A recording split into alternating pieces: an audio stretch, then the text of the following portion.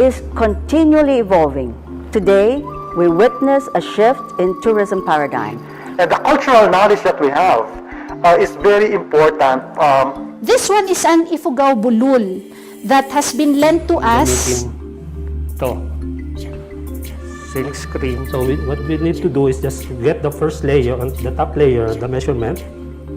We will now make sure that you will not be consultant dependent, and you will now be able to put together your own museums with least assistance from the others.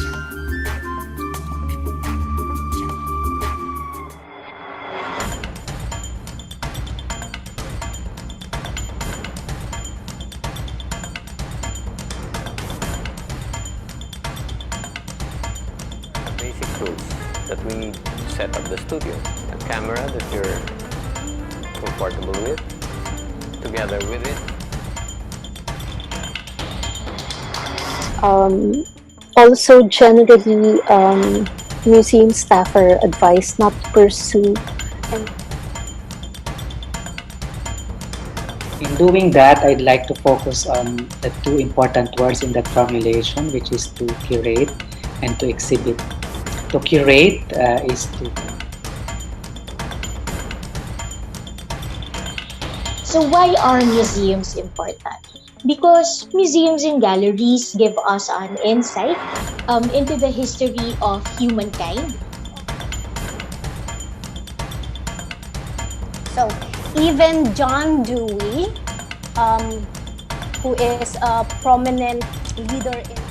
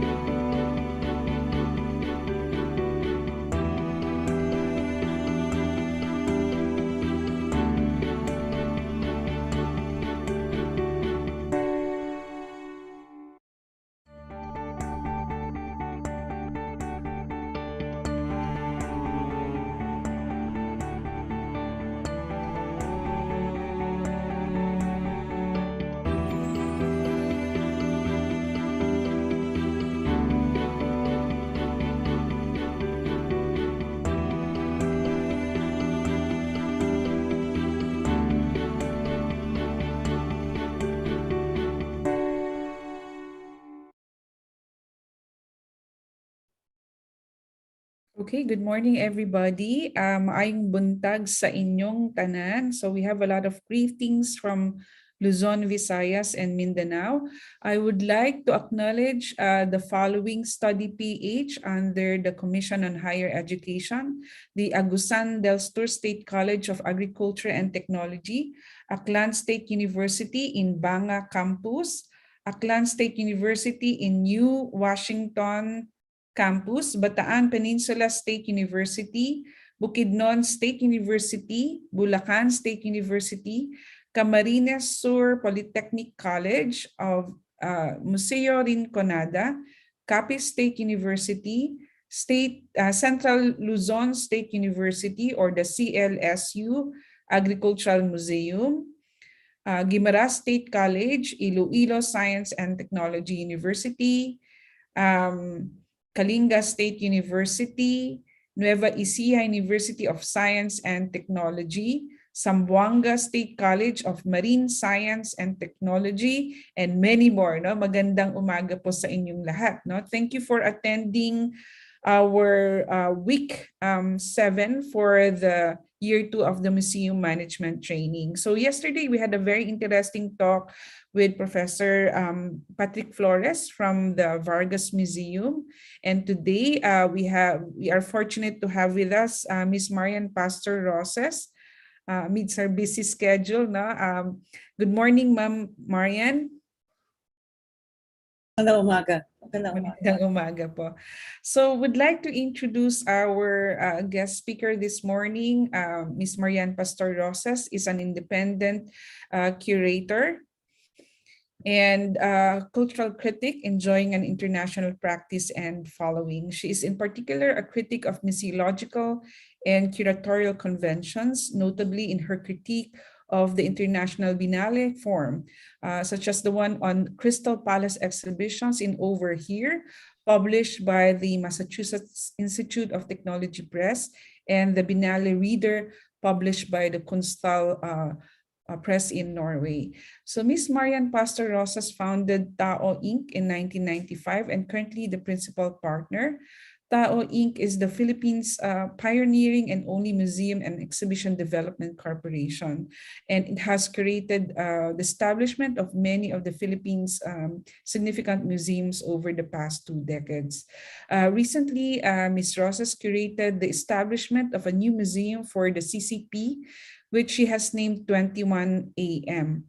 This museum on contemporary art allows her to revisit and vastly upscale her early efforts on indigenous knowledge as author of the seminal book entitled Sinaunang Habi, Traditional Philippine Textiles. She's also the co-curator of Pahiyas, Philippine Festival at the Smithsonian Institution in Washington, D.C., and curator of the Philippine Pavilions for the World Expos in Japan, Spain, China, and currently at the United Arab Emirates. No? So she continues to write on her long-term research interest in clothing, cities, transitions between old and emergent cultures, museums, and contemporary art, all as studies of the distribution of power. An anthology of her 45 years of writing was issued as in a book, a collection of essays entitled Gathering, Political Writing on Art and Culture by the MCAD Press and distributed by the NUS, National University of Singapore Press. Her work on global inventory of Filipiniani artifacts, works of art, and selected documents is also published in the virtual gathering of Philippine artifacts around the globe called Mapping Philippine Material Culture with a project with Dr. Christina Juan from SOAS in London, UK. So if I may just be allowed to share the screen where we can see the Philippine Mapping Culture website, so you can actually also refer to this virtual archive of artifacts. Okay, so I hope you can also check that out for our participants because it has collections from all over the Philippines. Okay, without further ado, you'd like to welcome Marian Pastor Roces to give a talk on writing texts and interpreting museum exhibitions. Thank you, Ikin. Maraming salamat sa anyaya. I will make time for this, even with everything that I'm doing, because I think it's really absolutely important that writing on material culture of the Philippines really begins in a big way. All right, I'm going to be very quick because there's a lot of slides to go through. I will share my screen now, and I hope you see it. Let's see.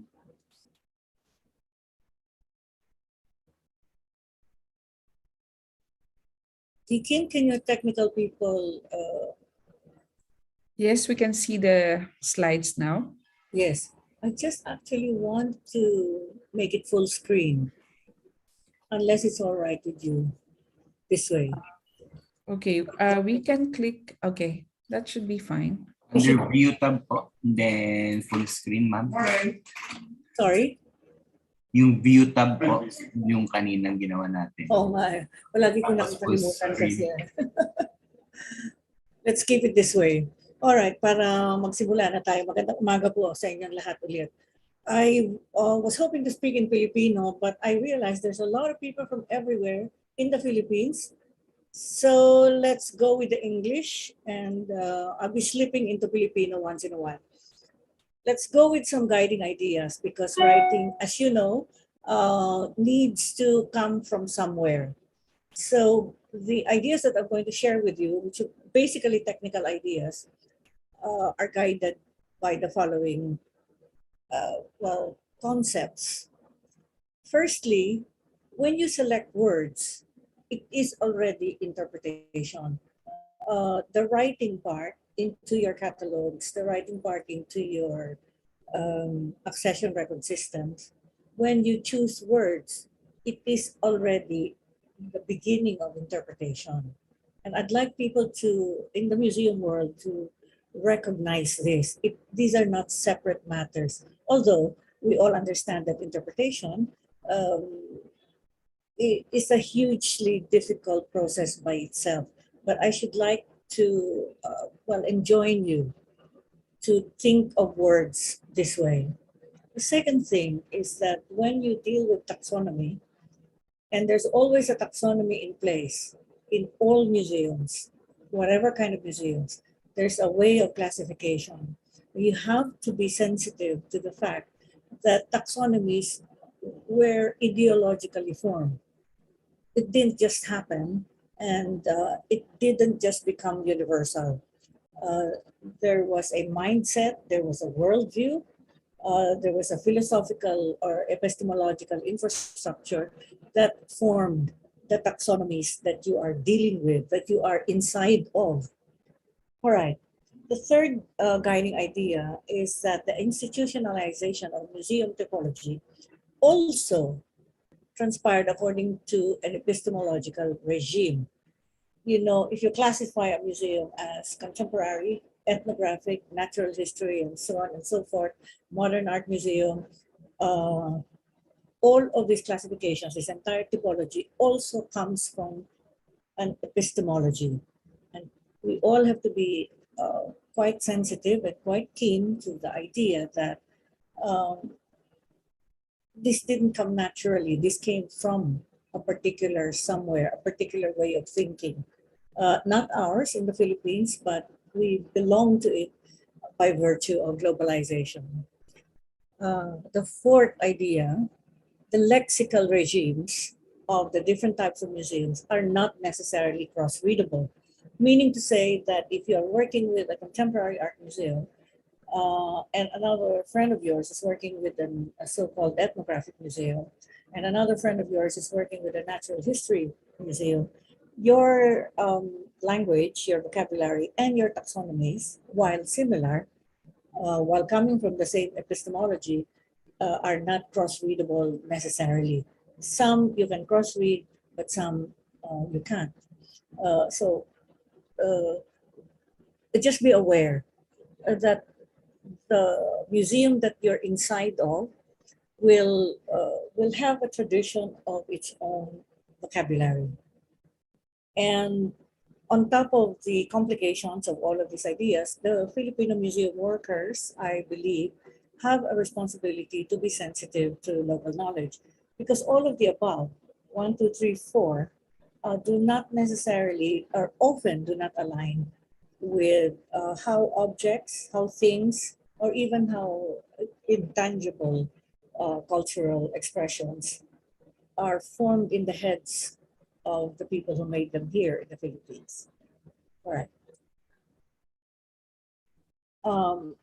I think all of us need an essential toolkit, and ito po ang aking mungkahi.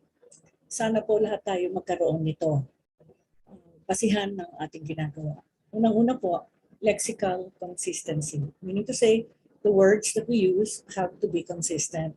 Of course, inside our museums, when we write anything, from captions to the records, from press releases to books, to your educational kits for teachers and students, should have consistency of the vocabulary that you use. The second thing that we need to have is a hope. Perhaps it's not happening yet, but a hope that there is a complex precision mapping. What I mean by this is that as Museo Kordilyera is seeking to do, there's extremely narrow areas of origin. There are wide areas of origin. There are obviously cultural geographies that go through provincial boundaries, and so on and so forth. We'll see that as we go through this presentation. I really believe that we should have as a basis an enduring linguistic classification. I personally use the Summer Institute of Linguistics classification, mainly because it's quite thorough. We may need to revamp it 20 years from now or 30 years from now, because we do need to understand the actual work of the SIL in the Philippines, and that deserves 25 PhDs. But for the moment, I actually am using the SIL. You can choose to use whatever linguistic classification that you wish. It could be coming from the National Museum of the Philippines, or it could come from the Komisyon ng Wikang Pambansa. But it does need to be a kind of rock upon which you build your museum. I already mentioned the sensitivity to local knowledge, because it's not possible to have a museum in the Philippines, even if it's contemporary art, even if it's a modern art museum, without sensitivity to how ideas are formed locally in our local languages. We do have, as I said earlier, a comprehension of the taxonomies in place. What is the philosophical infrastructure of your classification system? This is a difficult area to think about. We are not going to be able to discuss this in any great detail in this presentation. However, I just hope that all of you here will have a sensitivity to the fact that it is essential, in my view, to understand the classification systems, why things are classified the way they are. And I believe that when you're dealing with material culture, you do need to understand materiality. What is a thing? What is a material? What is the behavior of metal? What is the behavior of rock? How is it transformed? How is a fiber transformed? What are the different varieties of fibers, and how do they behave? And so on and so forth. This is really essential in any museological enterprise, because most museological enterprises are based on material culture.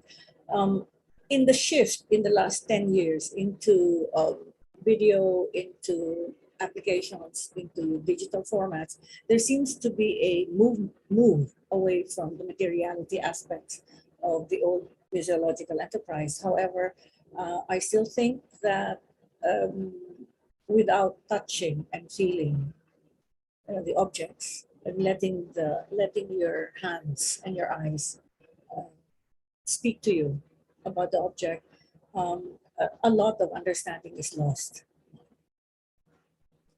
So speaking of words, I normally ask those who listen to me to avoid certain words and to replace it with certain words. According to Dr. Jesus Peralta, who wrote an essay for the NCCA, he does not believe that the word tribe is applicable to the Philippines.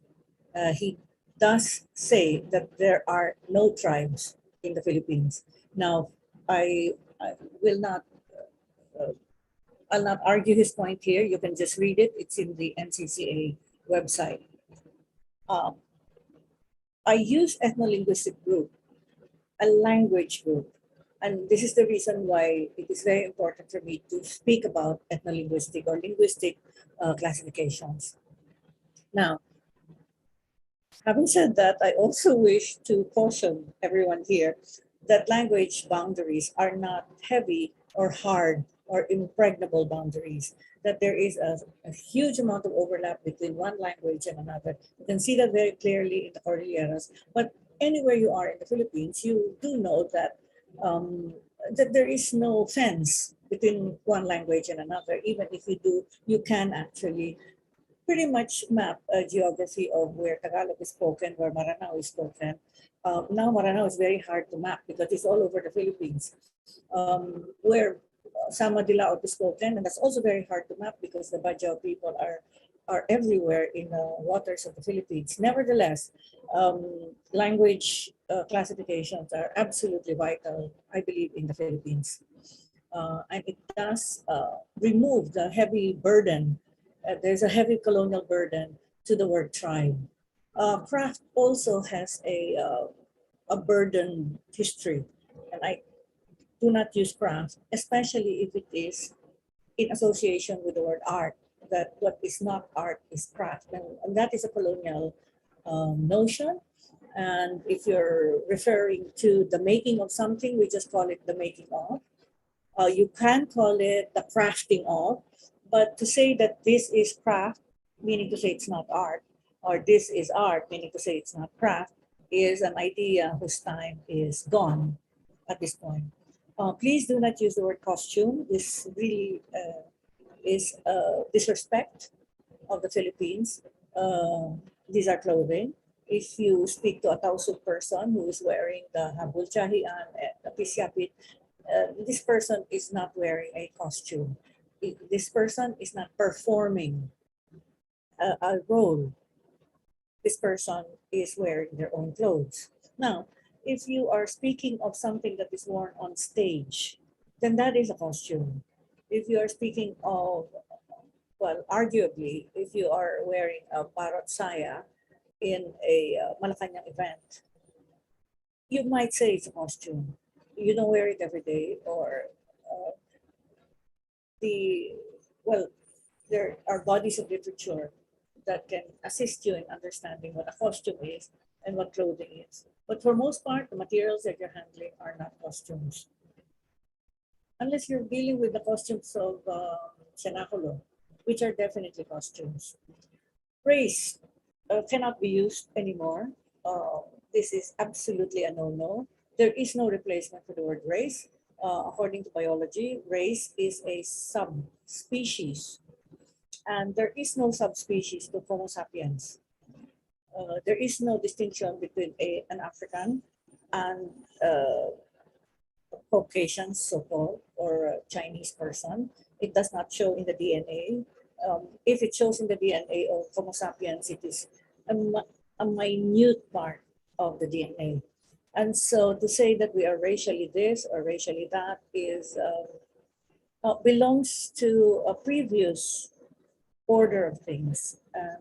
It was, in fact, a racist order of things. So we cannot use the word race any longer. Dialect is misused. For most part, when you say dialect, you are actually meaning language. So we have 174 languages, plus or minus, or 173 in the Philippines. They are all Austronesian languages. There is no other group of languages spoken in the Philippines except Austronesian, except for 10 that are foreign languages. Obviously, we speak English, we speak French, Spanish, Mandarin, and so on and so forth. But those 10 are obviously languages from other parts of the world. But every one of the 170 plus languages that we speak in the Philippines is Austronesian. And that means that if you speak Maranao, you are an Austronesian. If you speak Tagalog, you're an Austronesian. If you speak Palawanon, or you speak Bontoc, or you speak Ilocano, or you speak Ibanag, or Ivatan, you are an Austronesian. These are all Austronesian languages. Now, they are not dialects. There are dialects, of course. Now, I'm simplifying something that's extremely complicated, but just for your rule of thumb, a dialect is a subcategory of a language. For example, the language that I speak in Batangas, where I was born, is Batangas Tagalog, and it is a dialect of Tagalog, which is different from Mindoro Tagalog, which is a dialect of Tagalog. Cebuano spoken in Davao is a dialect of Cebuano, and Cebuano is a language. There are 3 languages, not dialects in Ifugao. 3. Tuwali is a different language, and so on and so forth. So you might be surprised, but Tausug is a language. The Samalang languages are more than 7 languages with many dialects for each. So the Samalang group of languages include Sama Dilaot, whom we call the Pajao, Sama Pangutaran, Sama Bangini, Sama Yakan, the Yakan are Samalang speaking people, Sama Jama Mapun, and Sama Abaknon in Kapul Island. So these are all languages. All the Sama languages are languages, and most of them have many dialects.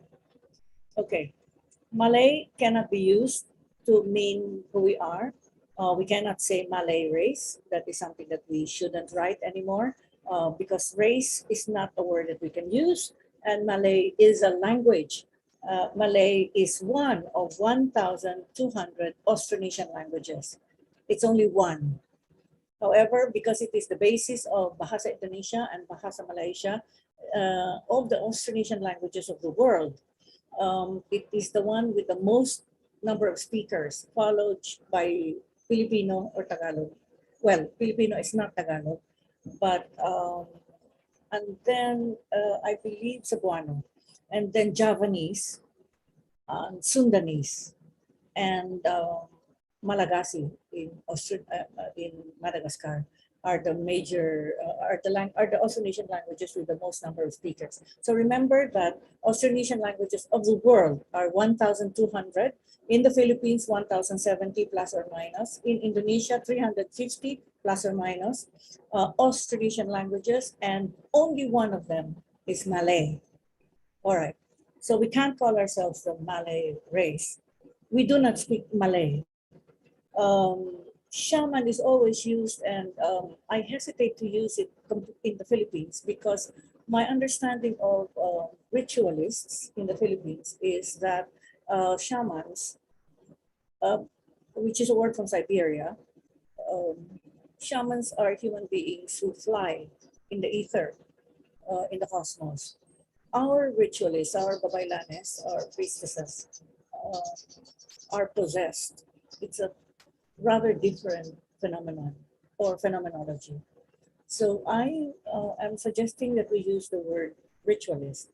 Now, words like kingdom, royal, king, queen, prince, princess, aristocracy are not to be used in the Philippines because anthropology will not support any proposition at the moment that we had kingdoms. We had no kingdoms. And the Sultanate of Sulu was, of course, an exercise in central authority. The only one in the Philippines, according to William Henry Scott. But a sultanate is not a kingdom. A sultanate is a religious formation.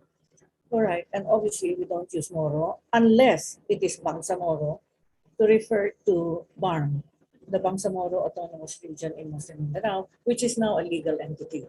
But Moro in our museological work should be essentially avoided. If you have any questions, I am actually happy to address them during the question and answer period. Now, I have another set of words that I think we should use with the greatest care. Filipino and Philippines. Filipino is a word that did not mean you and I. today in the last 100 years since 1898, because it was in the first Philippine Constitution that the word Filipino came to mean the citizen of the Republic. Filipino before 1898 meant a Spanish person who was born in the Philippines. So the Filipino, if you are looking at materials museologically, most of the materials before 1898 technically cannot be said to be Filipino, because the Filipino was born in 1898. And the Philippines was a bit earlier, if you reckon Las Islas Filipinas, which is the colonial possession of Spain. So you might say that the Philippines was 1572 when Manila was founded, but it was Las Islas Filipinas.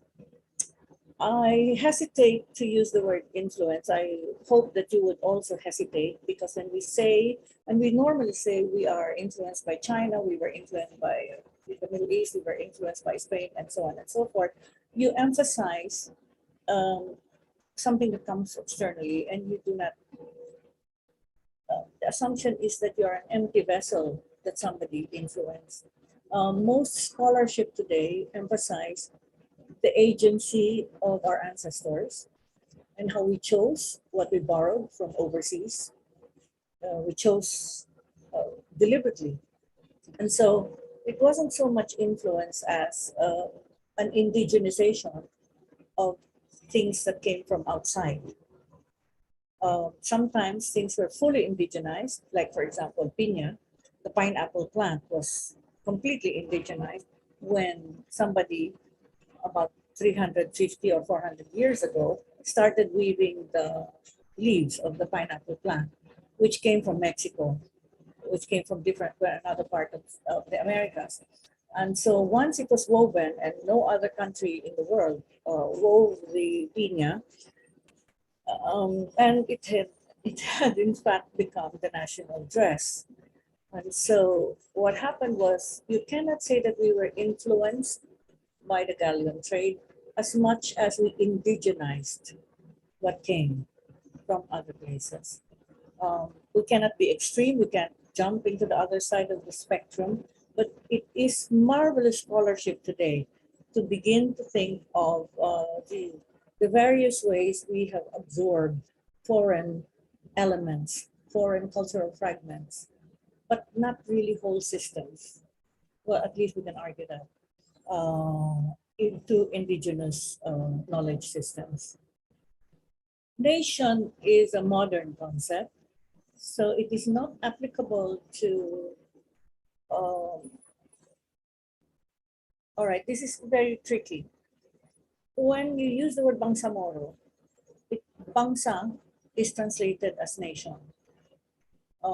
Bangsamoro itself is a new coinage. It was coined around the end of the 1960s. So Bangsamoro you could say that it referred to nation, but we could have an argument about that, a scholarly argument. But the nation itself as a concept, you'll have to refer to Benedict Anderson in Imagining Communities, and I'll stop there. Asia is very interesting because we always say we're Asian, but in fact, we are arguably not Asian and more Pacific Island. We have more in common with Hawaii and Samoa than we have in common with China, mainly because China had centralized authority and we had none. And food-wise, just to pick out something interesting, our food traditionally before colonization was very much the same as the food all over the Pacific Ocean. Ethnic is used as a nickname for ethno-linguistic. Ethnic is an adjective, and so it actually is wrong English. So my only argument with the word ethnic and its use is that it's grammatically incorrect. You might as well say ethno-linguistic group if you're referring to a noun or a classification. I do not actually know what is referred to by ethnic, unless it means indigenous people, but let's go there later. Art is very, very difficult, especially in the museum world, because art is a system, it's not a thing. And when you say the art system, it normally is the modern system, which began in the Renaissance. And so we have a little bit of a difficulty here, but I'll leave it there. I'm just flagging the difficulty. IP for indigenous people is a term that was legalized with the IPRA law, with the Indigenous Peoples' Rights Act, and with NCIP, with the National Commission of Indigenous People. There used to be many other terms. You will recall minorities, which became a no-no. National minorities, which were during the time of Panamin.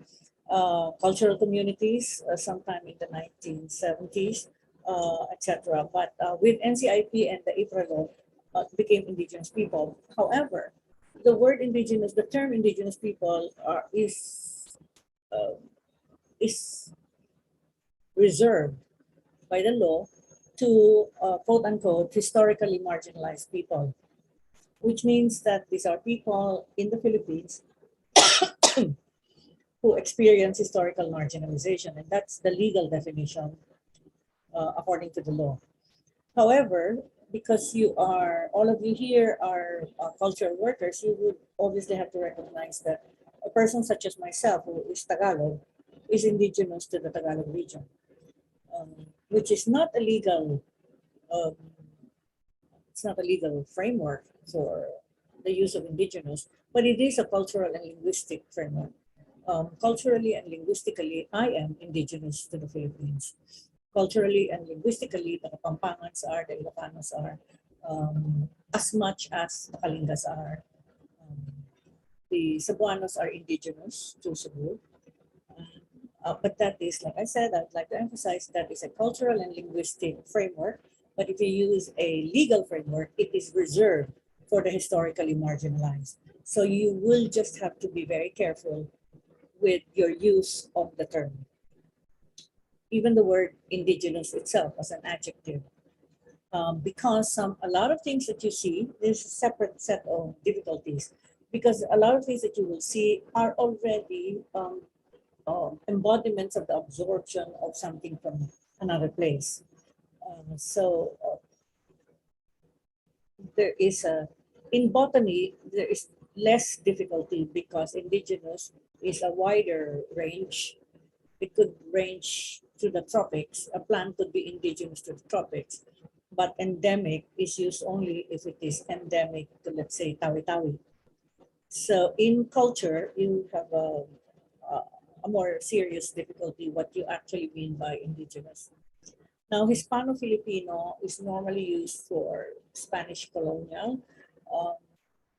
It's just that there has been very little research into this word use. Let me quickly jump to symbol.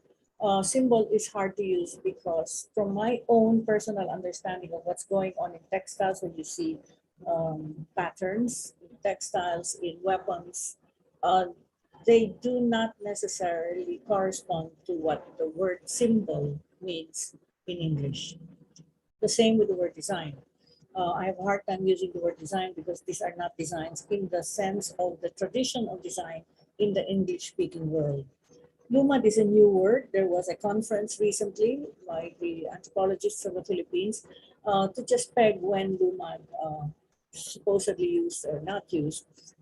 But Lumad is new, and it is a Cebuano term that is used for indigenous population, well, the traditional societies of Mindanao. And I said Philippines is a problem, and we'll go back to that at the end of my paper.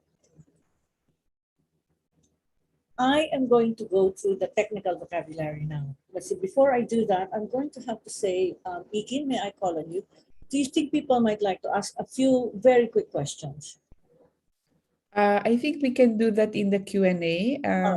We'll just there are many participants, so it's hard to put them to choose. Okay, yeah. Thank you. Thank you. But perhaps people who have questions might already put them in the chat room. Yeah, so it's in the chat box already.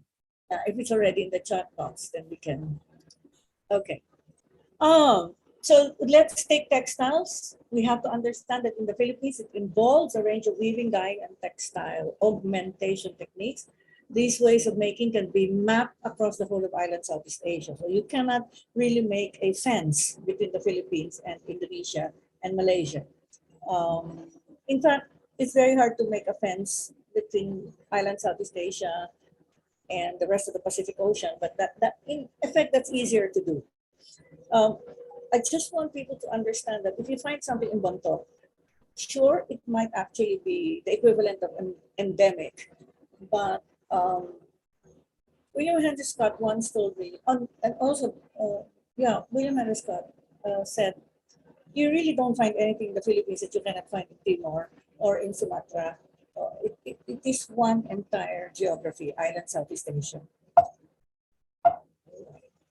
Why am I not?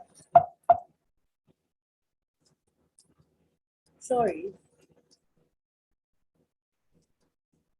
Ikin? Yes, ma'am. I seem to be having a hard time with my PowerPoint. Okay, here we go. All textile types, all textile technique types are shared across island Southeast Asia. Local vocabularies for textile making is in Austronesian languages with some loan words from South Asia, meaning to say India, and there are loan words from other, but for most part, they're Austronesian words. It is important to be mindful that all textile category types are eroded across the Philippines, except with the exception of Tiboli Ikat.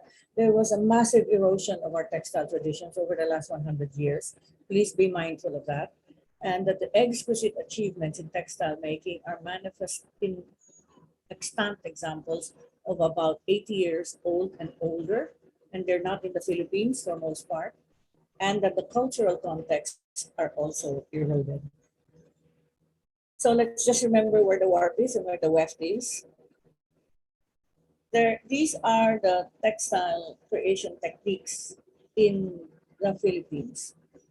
You have beaten and woven bark, you have plain weave, you have woven ink techniques, you have resist dyeing or reverse dyeing. Those are interchangeable terms, resist or reverse dyeing, and textile augmentation techniques. All right, we'll go through each of them. I'd like you to see that this is woven bark. It is now at the British Museum. This is plain weave. So that is plain weave. Plain weave bark strips. Plain weave silk. So it's like a banig, 1 over 1 under, but incredible. So just because something is plain weave doesn't mean it's plain. It could be spectacular. So this belongs to an anonymous collector. This is also plain weave, so you could have very specific color patterning. This is actually also plain weave, believe it or not, because there is no supplement here. This is just in the programming of the heddles. Then you have supplementary weft weaving and supplementary weft float, twilling, and tapestry. These are 3 kinds of woven in textile techniques, meaning to say that it's not plain weave, it's during the act of weaving that you create the drama of the textile. So there are 3 types of woven in textile techniques in the Philippines: supplementary weft weaving, twilling, and tapestry. I would like to emphasize tapestry, not because it's my favorite. All of them are my favorites, but because tapestry only exists in the Philippines, only exists in a few parts of the Philippines, in the entirety of island Southeast Asia. We are the only people doing tapestry. There's a little bit in an island off the coast of Bali, but it's a very small and not highly elaborate tapestry. So I'll show you which one is tapestry. And also please remember that tapestry does not mean a big textile, as you might think. Tapestry is a technical term for a kind of for a kind of woven in weaving. But let's go to supplementary weft weaving. The sinaluan of the yakan is supplementary weft weaving. Meaning to say supplementary weft weaving, you introduce a supplementary weft into your matrix, into your warp and weft. This is another supplementary weft. But you will recognize, again, supplementary weft, silk, Tausug people, silk, supplementary weft. And this is how it's made with the heddles. It's like a computer program. This is twilling. This is not supplementary weft. And you can see it is done with a huge number of heddle sticks. This is, think of it essentially as a computer program. The woman programs the patterning prior to weaving. So the expertise is in what we call programming. We do not have supplementary warp weaving in the Philippines, but we do have supplementary weft weaving. So this is a kind of supplementary weft float. And you can see how it's done. This is supplementary weft weaving. In the Ilocos region, it's called Pinalia. But you can see there is a basic white matrix, and you introduce supplements in order to raise or to create a brocade.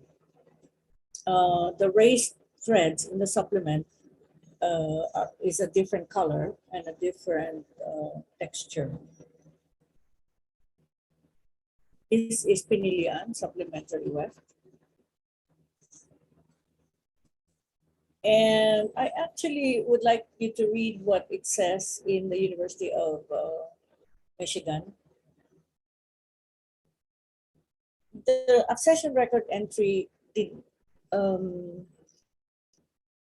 went into how it was made because they're woven in strips.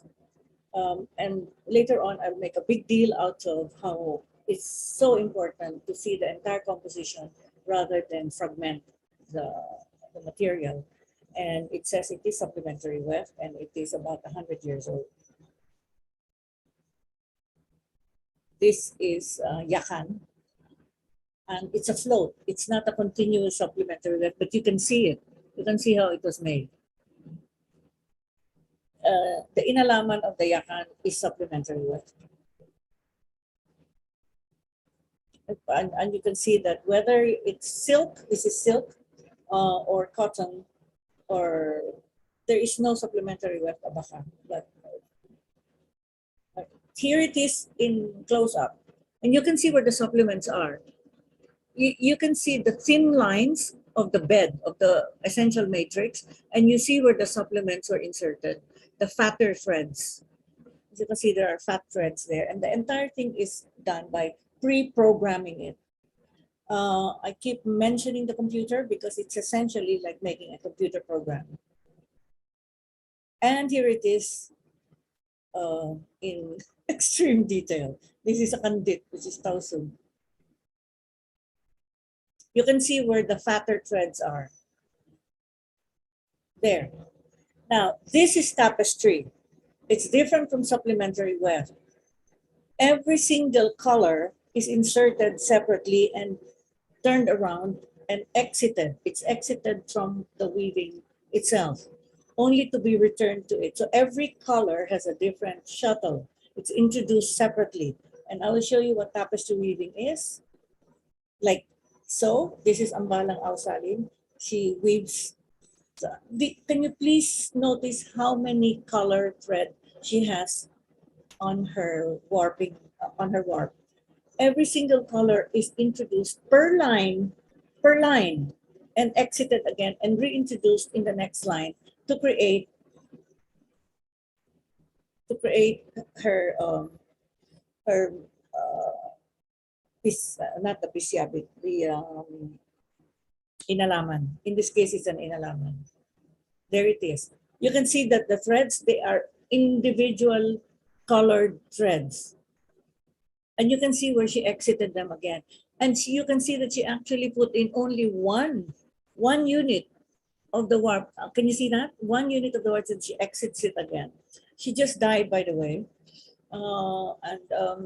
This paper of mine is actually an homage to her and to Fu Yabing, who also died last year. And this is what she creates. This is tapestry. And you can see how it turns around, it turns around. It is one of the most exquisite techniques on earth. And this chaputangan of the yakan, it's made with silk on a cotton bed. And here it is again. But when you see the tausug pieces, we'll be very quick here. This is a tausug piece, and it's completely silk. Very difficult. This is a macro shot, and you can see how it was made, how the individual colors turned around and exited and then reintroduced. So you can understand why it takes so long. And may I emphasize again, no other people in island Southeast Asia makes tapestry except the tausug, the Maranao, the Iranun, and the Yakan. Only them in the entire Southeast Asia. So do not use the word tapestry except with reference to these 4 ethno-linguistic groups. This is the Pisyabit of the tausug. It's an actual tapestry. And here is a very old piece, which is very different from the previous ones that you have seen. I'll show you a few more very old pieces. Completely silk.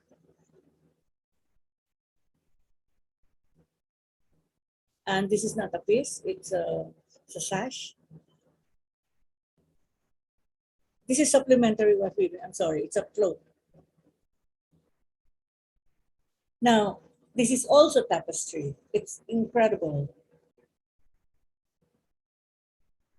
And this is also tapestry, Iranon, Maguindano.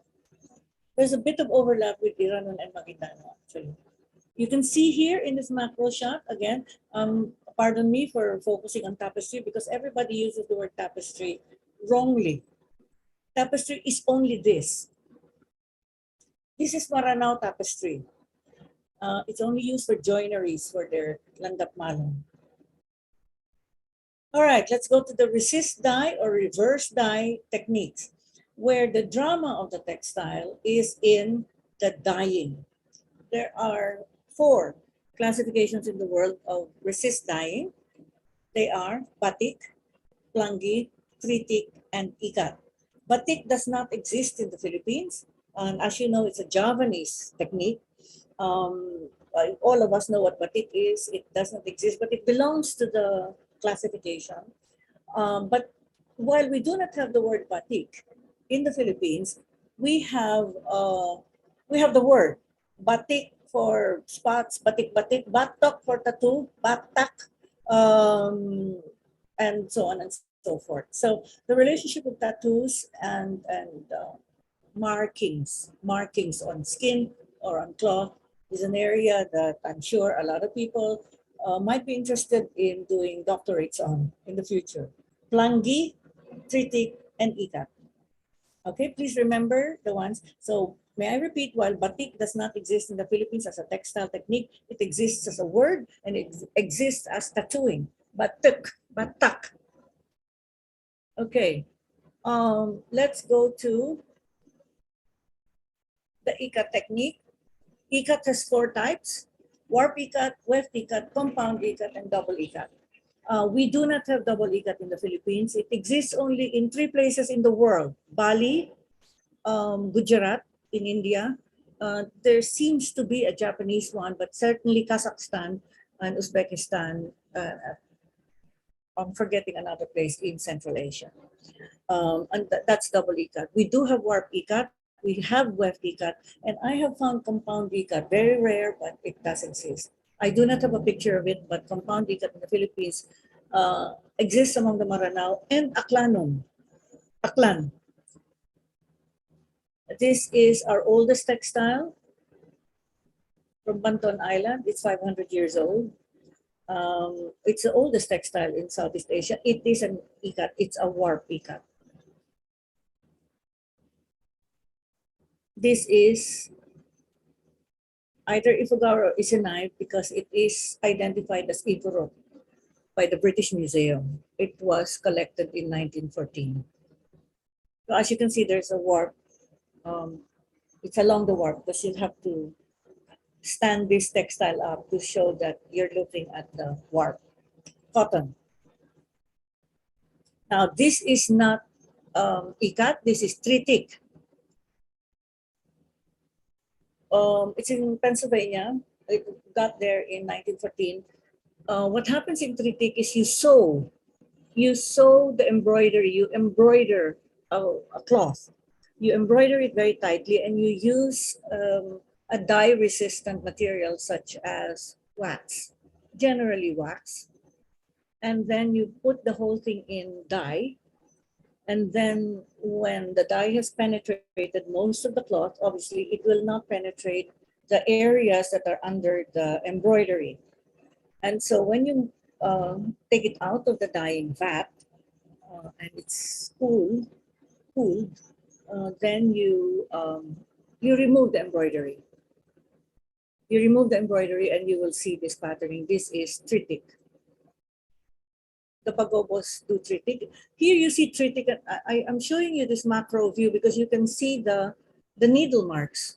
You can see the needle marks where the embroidery used to be. This is plangi. I think you know plangi because it is something that you're familiar with the word tie-dye, where you take little round bits of a cloth and tie it with a tie. It could be rubber band, but not among the pagobo. This is the tanghulo pamagbot, extremely important, and only done by a particular group of pagobo. All right. Here is how it's made. We actually have lost most of our tanghulo pamagbot. Just a picture of ikat dyeing. This is not in the Philippines. This is in the island of Flores. This is warp ikat. This is a magnificent Tiboli warp ikat, which we do not find anymore. It entered the collection of the Young Museum in 1935.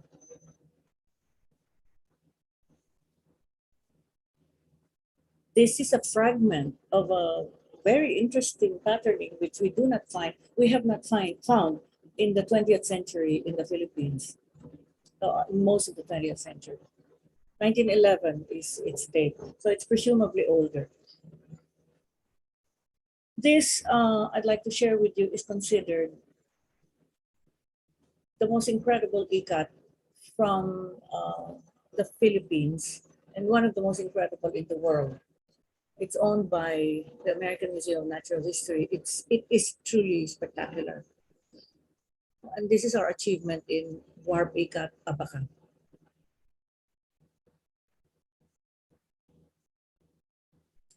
The Maranao is do warp ikat, binaludan. And by the way, it's very interesting that ikat has the same word from Mindanao to Ifugao. Bad. Balut also.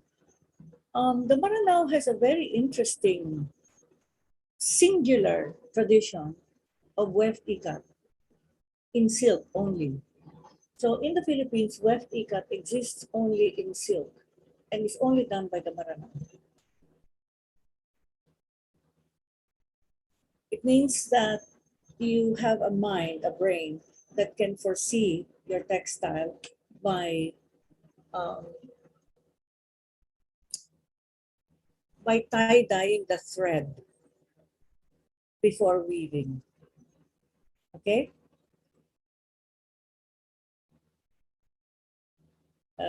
Closer view. This is weft ikat, Maguindanao. You can see the difference because the tying is on the weft. and here it's on the warp. So what I'm encouraging everyone in the room to learn is the technical vocabulary, because these are all exquisite techniques, among the most difficult techniques on earth, except that we have lost most of it. Most of it is extinct. I think Bagobo ikat is extinct. This is another one which is interesting. It has a tapestry panel, but it's got ikat. Whoever wove this put together ikat and tapestry. Extremely rare. Iranon. And you're familiar with this Mandaya and Bagobo ikats, but not this fine. Okay, Maguindanao. Just to show you that these are really spectacular pieces. Now, I put a slide here of what we do not have. This is double ikat. This is Balinese double ikat, where you tie-dye the warp and the weft, and then you weave it. And it is considered one of the most incredible things on the planet. Does not exist in the Philippines. Now, textile augmentation, I will just embroidery, applique. Sombrado is a particular applique. I don't know if it exists actually in Indonesia or Malaysia. And then, of course, we have beadwork and we have fringing and tasseling. Let me just show you the pictures. You know that this is the calado technique, where you use a razor or a blade to cut the warp and the weft of woven piña, and then you embroider over it so that you make a new warp and weft with via embroidery. So you can see where they made holes. And you're familiar with this, but you may not be familiar with the most extraordinary discipline of the makers of calado and doble calado. And we do not have examples of this in the Philippines, hardly. We have one collection, very small collection in the Philippines of 19th century materials. This is in the Victoria and Albert in London. This one is in the Metropolitan Museum in New York. Embroidery on pineapple cloth. This is pretty lovely, doble calado. This is sombrado. It's applique, but you see, it is one single piece of cloth that the woman, I'm assuming she's a woman, cut. The whole piece, the whole curvilinearity of it is one piece that was cut with scissors, I am assuming, and then appliqued on this panuelo. It is stunning. This particular full ensemble is in Chicago, Talaandig, and it is a combination of embroidery at the bottom of the panel with cloth that was bought in the store and applique on the bodies. This is embroidery by Talaandig, again non-existent in the Philippines. This is metallic thread embroidery, Maranao, private collection. And this is Laan embroidery.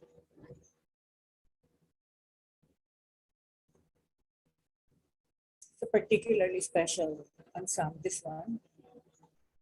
We do a lot of beadwork on, we used to do a lot of beadwork on bags. We do have examples of this at the National Museum of the Philippines. I would go and look at them if I'd suggest if you have time.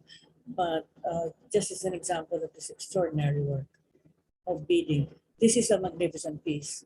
Mother of pearl discs, each disc made by hand. They're called takmon.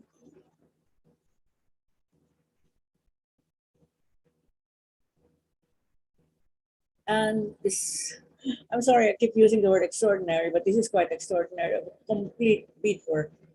And it belongs to the Museo de Branly in Paris. Applique, talaandig. Applique, talaandig. Applique, tausug. Again, like the sombrado that you saw, this is one piece of cloth that was scissored and then sewn.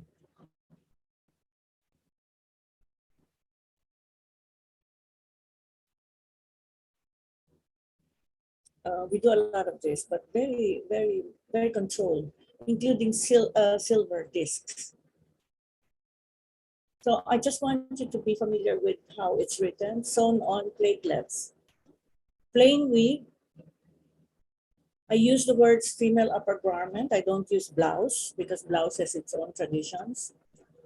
It's more scientific and neutral to use the word upper garment, male upper garment, or even better, upper garment for female use. Embroidery. This is tausug. Embroidery, tausug. This is a malong. Call it a tubular line garment when you annotate it. But they do have a name for it, habul chahian. Habul is essentially a variant of the word habi, hablon, abel, which is the same word all over the Philippines. Abel, hablon, habi, mavel in Tiboli, and habol in Tausug. Chahian is tahi, which shows you why which indicates to you that Tausug is a central Philippine language and not a Sulu archipelago language. Another habul chahian, a prayer kerchief, and a close-up of metallic thread embroidery on plain weave. This is also embroidery on plain weave. So I hope you're getting familiar with the language. Plain weave on, embroidery on plain weave. Embroidery on plain weave. This is not plain weave. This is embroidery on plain weave. I'm sorry, but it's exquisite. That one is tausug, this one is yakan. And this is an example of our tassels.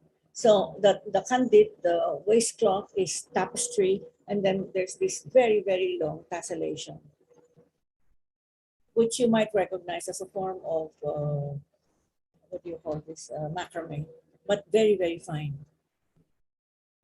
This is not the macrame technique, this is twisting.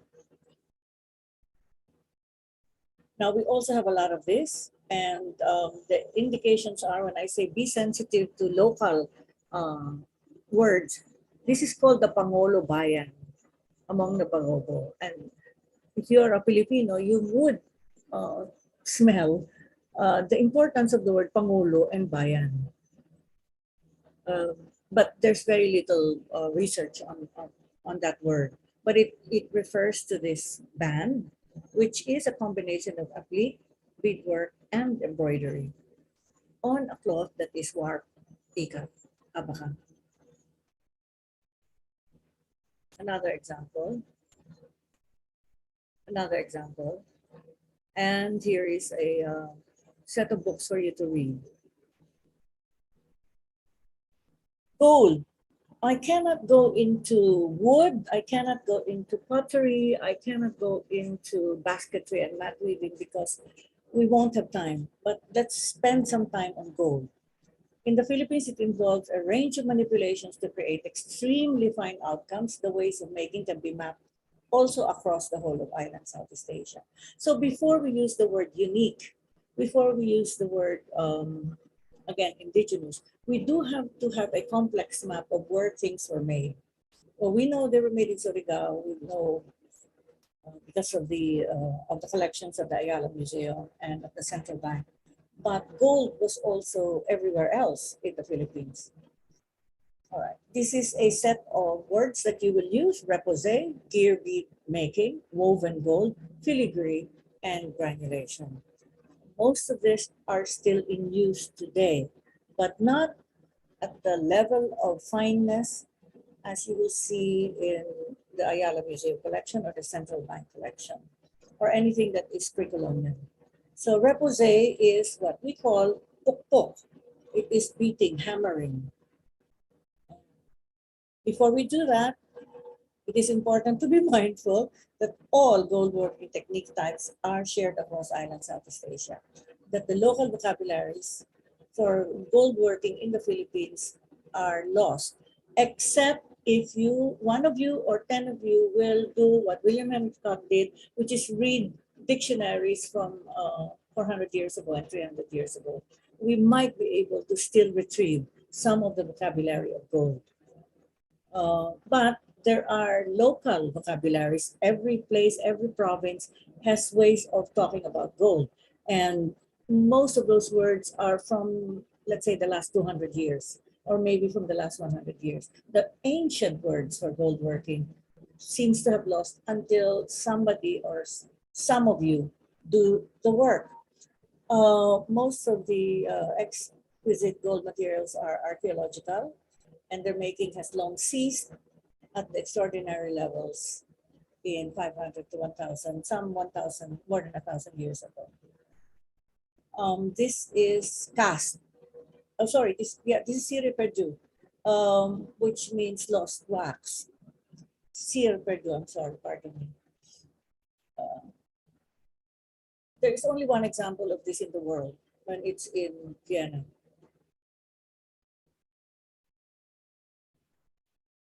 You know, this is cast. There's only one example. And this is in Chicago. This is the famous one.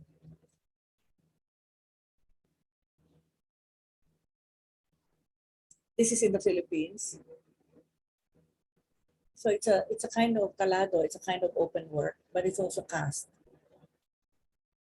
This is repose, pukpok. It's hammered from behind. I will see a lot of this. But I would like to read this because it came out in this recent book, Belts of Gold Wire, worked in a complex loop-in-loop technique. Loop-in-loop construction combined with segmented beads created belts of stunning beauty. They recall to the writer, they recall textile patterns found today in Muslim silk ikats of Mindanao and Cebu. Notably, the tausug, the tapestry. Yes, it does remind us of tapestry. And it reminds us to be sensitive to the possible relationship between, let's say, textiles and tapestry and gold, or earlier we said textiles and tattoos, and so on and so forth. There are all these relationships. There are relationships between arnis and boat building. So be very sensitive to those relationships.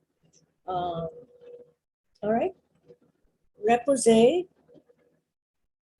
and this is not or, it is repose and granulation, because granulation is different. So I'd like to correct that or, and I'll show you granulation. This is also repose. You find this in all the death masks. And this is granulation, but a little bit, to use the Tagalog word, pit-pit ng konti. It's granulated and then pit-pit, but this is a stunning piece. It's in the Central Bank collection, Bangko Central. And it is gradated. It's gradated granulation. Making little gold balls is granulation. This is repose, Ayala Museum collection. Pukpok din yan, pinukpok din. And this is woven beadwork, woven gold. You make it into wire and then you weave it, and then there's still beads made of gold. And I'll show you the beads later. And of course, there's those, you can see the beads. So it's woven and then there's beadwork. You make beads out of gold, and you used to make threads out of gold. And then in those triangles, you can see granulation. And this is the Boxer Codex picture of Tagalogs wearing these things. This is granulation, those little balls, little balls. Until about, there's still people who make them, very, very few, but not at this level of fineness. This is granulation, because you know all of those massive necklaces, they didn't have rope inside of them. They had woven gold inside of them. I would like to quote William Henry Scott on what is called a gear bead. You see, it's gears, they lock into place. And he says the most spectacular item in the design inventory is the kamagi, a word that is also used in Mindanao. A heavy gold chain of such tightly interlocked links, it hardly looked like a chain at all, but rather as a solid and sinuous as a gold serpent. This included both what are called the gear bead necklaces and multiple looping loop chains. A single large kamagi strand called saay in the past, but with a long thin bar could reach 4 meters and so swing grandly to the ground even when doubled or tripled. Kamagi contained hundreds of links and rods and wires. A royal gold chain of the Makassar Goa dynasty in Sulawesi is said to have come originally from Manila and is of the kamagi type. The importance of gold can be seen in the vast terminologies applied to gold and gold making. And so you hear, there is one Bicol dictionary which has 300 such words. So if some of you will study the dictionaries, we will find the terminology that we need. This is at the Museo de Branly in Paris, and it is, these are beads. This is a bead. And you see here granulation at the finest level of 3 different sizes.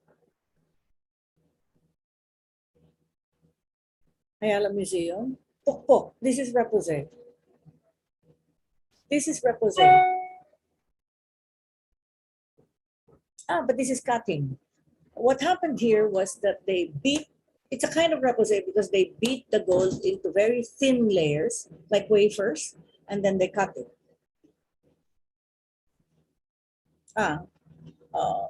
Casting.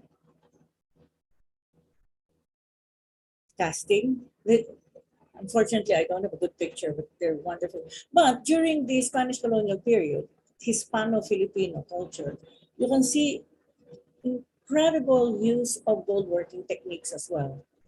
And here you have a kind of casting that involves the introduction of gemstones. This is in the Metropolitan of New York. And of course, you know filigree.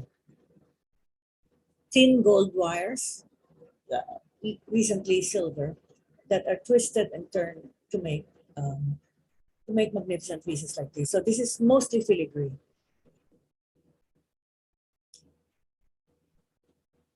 Now let's go to blades, which is an area that has not been studied well. So most of the people who are studying blades right now are not academics. They are aficionados, mostly martial arts experts who have some money to collect blades that we have not seen in the Philippines for a long time.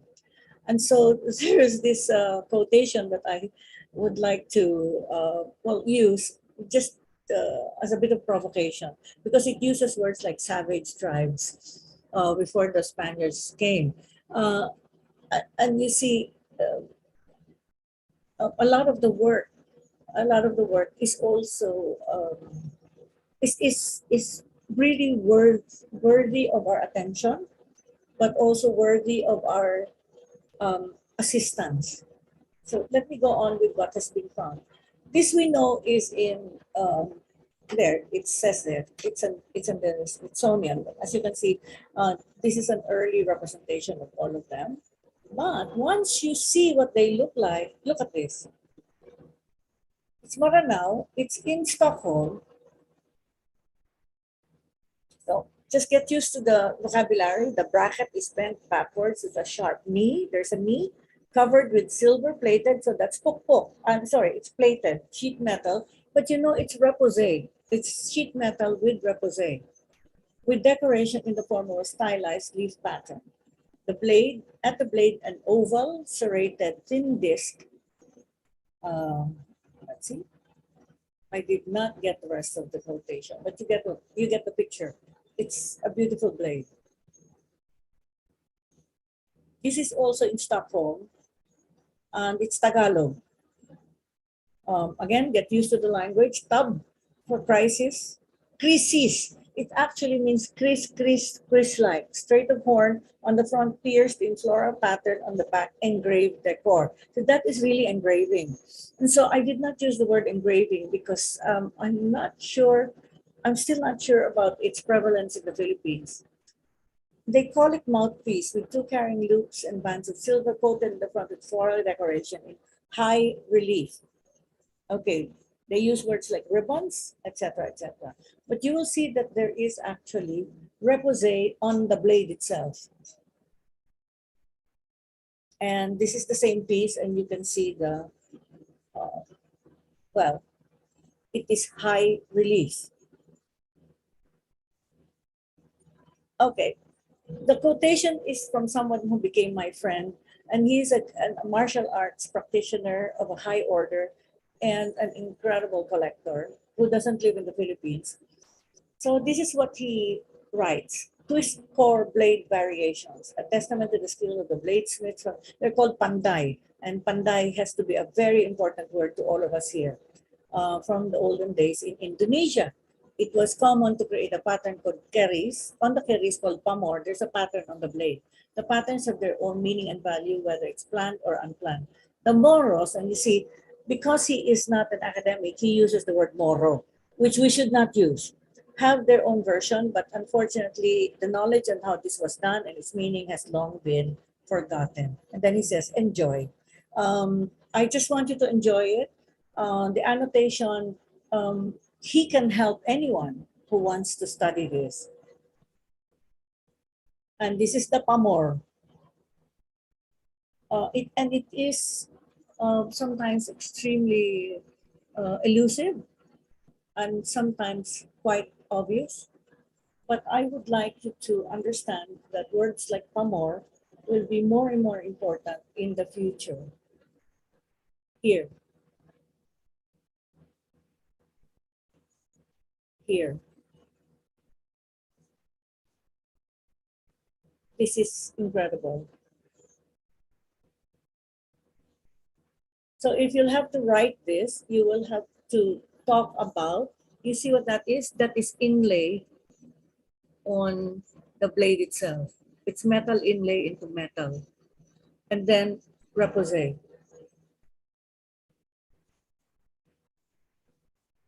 This is an unusual thing, which, believe it or not, belongs to Panay Island. This is the Tenegre of Panay. And silver repoussé in the pommel. So I am now going to go into the word interpretation with 5 cautionary words. Number 1, the vocabulary of current identity politics does not align with scientific taxonomies. For example, there are traditions that cross provinces. There are names that are very important, like lumad, which before the 1960s, in fact, before the 1970s, does not have application to our work writing these artifacts. So you can use the word lumad to refer to the politics of self-determination. But we know that the word lumad refers to a pan-Mindanao identity of people who were not Islamicized and were not Christianized. But as a matter of fact, that political whole does not really exist except as a desire.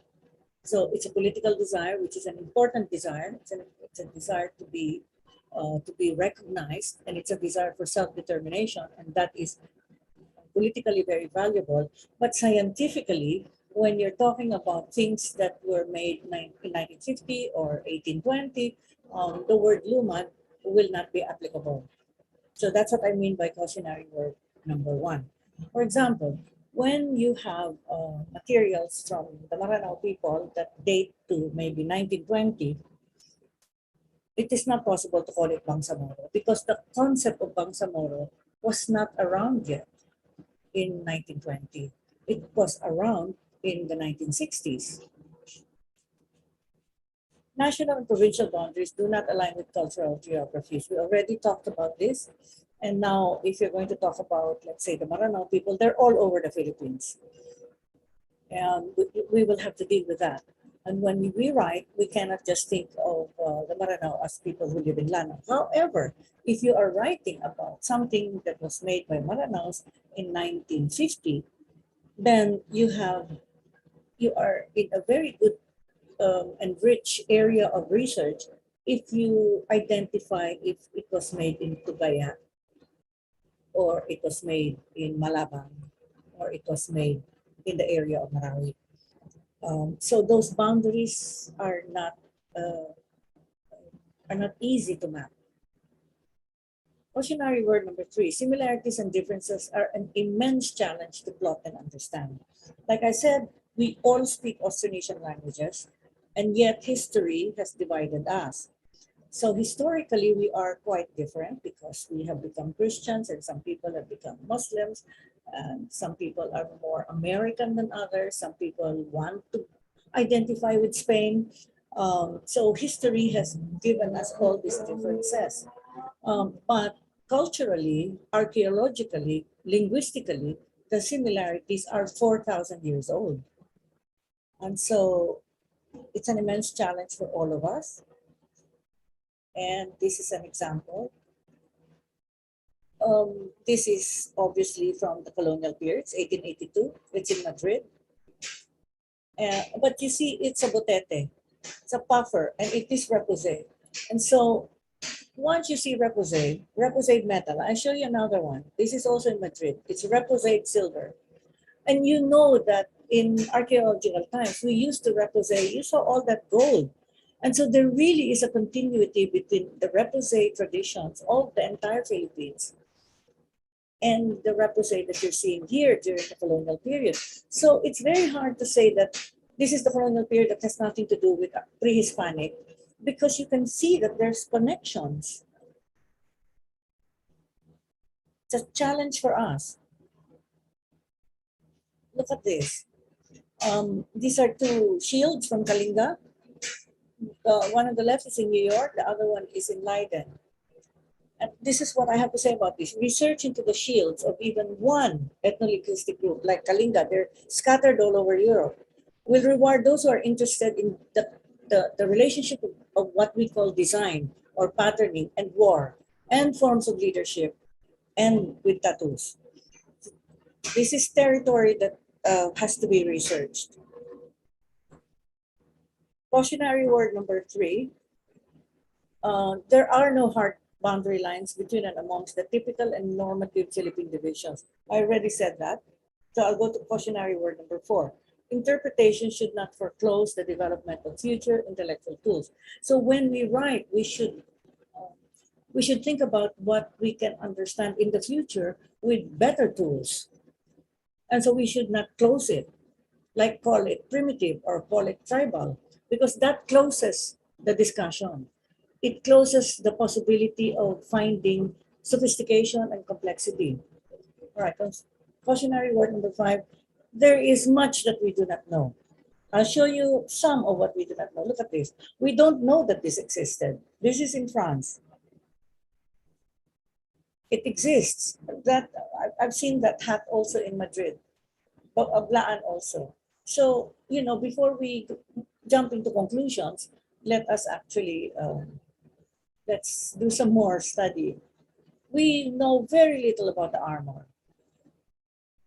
And there's a lot of armor. As you can see, The platelets, you will recognize the platelets on the Taosu blouse, upper garment that I showed you. Similar platelets and plates, to work with plates. Look at this. This is Barton. And I've never seen a shield like this until I I saw this picture. But it is in Russia. This picture is in Russia because Barton left his archives in Russia.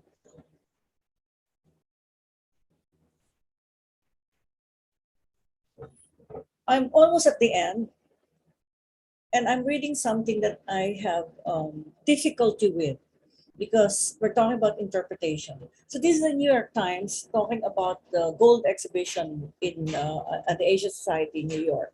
So it says here, this exhibition presents spectacular works of gold. It is true, primarily discovered over the past 40 years on the Philippine islands of Luzon, the Visayas, and Mindanao. The regalia. So you see, when you use the word regalia, it refers to royal. And when you use a word like that, you're already assuming there was a kingdom. And we cannot assume that because archaeology has not given us supporting data that there was anything royal. Jewelry, ceremonial weapons, and ritualistic and funerary objects attest to the recently uncovered evidence of prosperity and achievement of Philippine polities that flourished between the 10th and 13th centuries, long before the Spanish discovered and colonized the region. All right, what is my problem with this sentence? Prosperity and achievement that flourished at that time.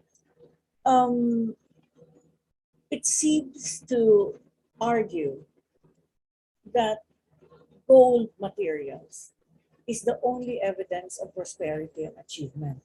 What if you have people like the Palawanon people who did not have this magnificent gold, but had, according to Nicole Revel, who wrote Histoire Naturelle Palawan, an entire astronomy in their minds. So the idea that prosperity and achievement is only associated with kingdoms and with gold and with these wonderfully made objects forecloses the possibility that we might find sophistication and complexity in other parts of the Philippines. All right? I have a more serious problem with the other sentence. Although the forms and styles of the majority of these works developed locally. See, there's an although. Pagaman, nag-develop dito sa Pilipinas. Some indicate that Philippine craftsmen had been exposed to objects from beyond their borders through the robust cultural connections and maritime trade in Southeast Asia during what was an early Asian economic boom. What is my problem with that sentence? First, it uses craftsmen, and you've seen the gold. I'm not sure that you cannot use the word artist in that respect. But the other thing that I'm unhappy with is that the sentence reiterates the idea that we were kind of like inferior and we were exposed, and then we sort of were influenced and learned to be a little bit more superior. There is something very unhappy about this sentence to me. And then cultural connections and maritime trade in Southeast Asia does not mention that we already have a body of literature in history that shows that we were participants in that maritime trade. We did not just receive things. We were in Vietnam. We were all over what we call the West Philippine Sea and all the way to India. I mean, people from Madagascar and people from Easter Island did come ultimately from the Philippine archipelago. So in the last 1,000 years, that trade was not a trade where things from outside came to us. People from the Philippines were on boats and were all over the place as well. So there is really something insidious about this sentence. So I'm hoping that you don't write sentences like this. Okay. Next slide. guiding principles on interpretations. My own, I hope you accept it. If you don't accept it, let's have a discussion. The entire composition of an object does not atomize into parts without loss of integrity and access to understanding.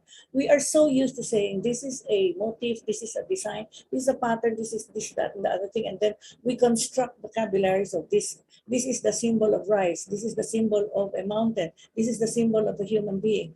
But if you understand weaving or metallurgy, you cannot break it apart like that without understanding how it comes together. It is really the entirety that is important. Now we need art history, anthropology, ethnography, and history, and others, including geology and geography. All of this must be made to cohere and at least converse with each other when examining Philippine material culture. And I'll show you examples of why this is absolutely important and why we cannot look at what we're doing from one discipline. Look at this. This is a shield, one of my favorite things on earth. It's in the British Museum. And this is the part where you're holding it. It's just a round thing on the other side. But it has always had these inscriptions. And so I, through the SOA site, I put this online. And I got at least one of my friends to suddenly jump in and start to decipher it. And it's really intriguing because those disconnected letters on the right, so here it is Islamic. It's Azrael, Michael the Archangel, Gabriel the Archangel, Muhammad is the messenger of God, etc. It's really pretty wonderful. But then there's this disconnected letter. We were just talking about this, my friends and I in Mindanao, and some of them are very learned. And they were saying to me that the disconnected letters could be pre-Islamic. We have very complicated material culture. We cannot say the Moro is different from the Christian, and these are divisions that are inadequate and do not do justice to our traditions. Here's another, just as an example of what something looked like. I'm sorry, this is mid 19th century. This is around 1850. What it looked like at that time. And this is probably already this is likely a response to meeting foreigners in Ifugao. But so if you find this, you see it, it's in Russia, because there was a collecting expedition from Russia. You will see that there was in the 19th century a hugely important way of dealing with wood, which is very different from the way spoons like this were made in 1960 or 1950. So, a provocation. What is the difference between the pair on the left and the pair on the right? There's a huge amount of difference in value, in financial value. But what is the difference? I had written an essay on this, so if anyone's interested, there's an essay that I can offer. But the one on the left is the so-called Tagiling type of bulol pair, and it refers to a man named Tagiling who was quite prolific in the 1920s during the American period. And you can see that it has an attenuated face. It has what look more like realistic faces. And the one on the right is a tradition from before the 20th century. And you'll find that if you see all of the bulol from before the 20th century, from before the American period, they do not look like the one on the left. And I personally call this the classic tradition, the one on the right. And the one on the left is the one that definitely was pandering to Americans.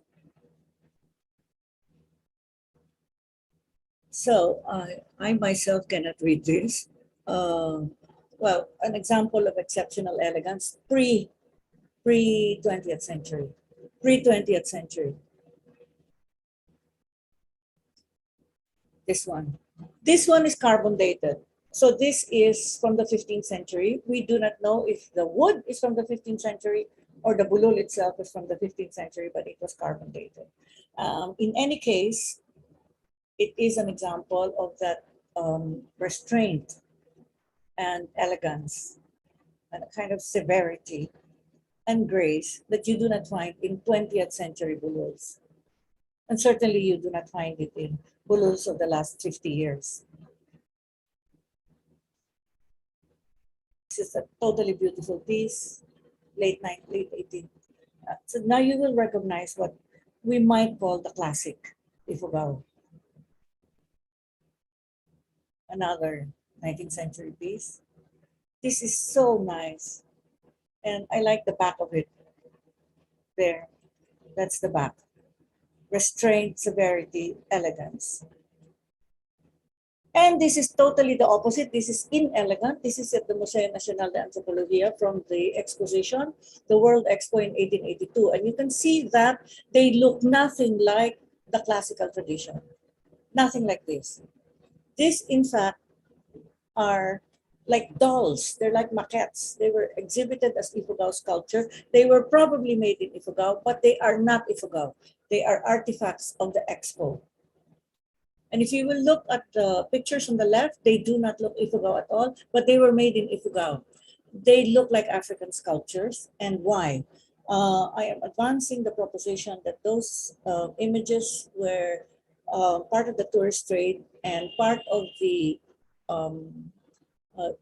importance and the excitement of the French with African sculpture that led to surrealism and high modernity in the West. And that there were some people who actually made ifugaos make African looking sculptures. They are not bulul looking at all. So these are not part of the bulul tradition. Here, they certainly are not part of the bulul tradition. It's a little bit of a doll. It's like a miniature house or a miniature boat. I will skip this part because this is totally long. I just want to show you that if you piece things together, this one is in, where is this? It is in the Metropolitan of New York. So it's a Calao beak. If you don't know anything about it, then you wouldn't know how important it is to Philippine culture. Then you find the middle one, the middle watercolor is in Berlin. And the picture on the right is one of the Worcester archive in Michigan. And this is another. Now this is the Calao headdress of the Ilonggo, of which I think Museo Kordilyera has an example as a specimen. In order to understand what's going on here, and I'm not going to go on and on, please read Michelle Rosaldo, Passion and Knowledge among the Ilongot, because she has a book-length description of the coming together, of the gathering of the concepts of sexuality, passion, knowledge, rage, and the color red in complex interaction. And Michelle Rosaldo's book is a fine example. It's Cambridge University Press. It's one example of how to write about Philippine material culture, but she obviously didn't write about Philippine material culture. She wrote about Ilonggot headhunting. I will not do this anymore. And I will end here. I was asked by the British Museum to edit their draft. So I'll read first the draft of what they did. This was last year. The ifugao are found in the Kordilyera region on Luzon Island in the Philippines. Like many Southeast Asian cultures, textiles have been produced by women and have occupied an important role in daily life, economic exchanges, marriage settlements, funerary practices, and other ritual contexts. European descriptions of the 19th century noted that textiles adorned altars and shrines and provided enclosures for treasured objects. Textiles circulated extensively in the Kordilyera as they were made for sale, as well as for personal use with the worth of a cloth based on its rarity and complexity. Weavers have adapted designs, patterns, colors as they encounter textiles made elsewhere, ensuring that textiles are not a static art form And today, many textiles are also made for tourist consumption. Men and women once exclusively wore home-produced everyday textile. For women, this included a skirt cloth held in place by belts and occasionally jackets, well, so on and so forth. All right. So since they asked me to edit, I would like to show you how I edited the British Museum. The Ifugao is the collective name of speakers of 4 related languages. So instead of the Ifugao are found, we go with language. Ifugao Amganad, Ifugao Batad, Ifugao Mayaw-Yaw, and Ifugao Tuwali. They live in contiguous mountain geographies in the central Luzon, Kordilyera, so the northern part of the island of Luzon, the Philippines. Emphasis on language groups. As in almost all Southeast Asian cultures, Ifugao textiles are a women's art. So that's more or less the same. And perform the female aspects of the Austronesian reciprocity and exchange system. So you actually have to put it in the bed of Austronesian culture because all these Ifugao languages are Austronesian languages.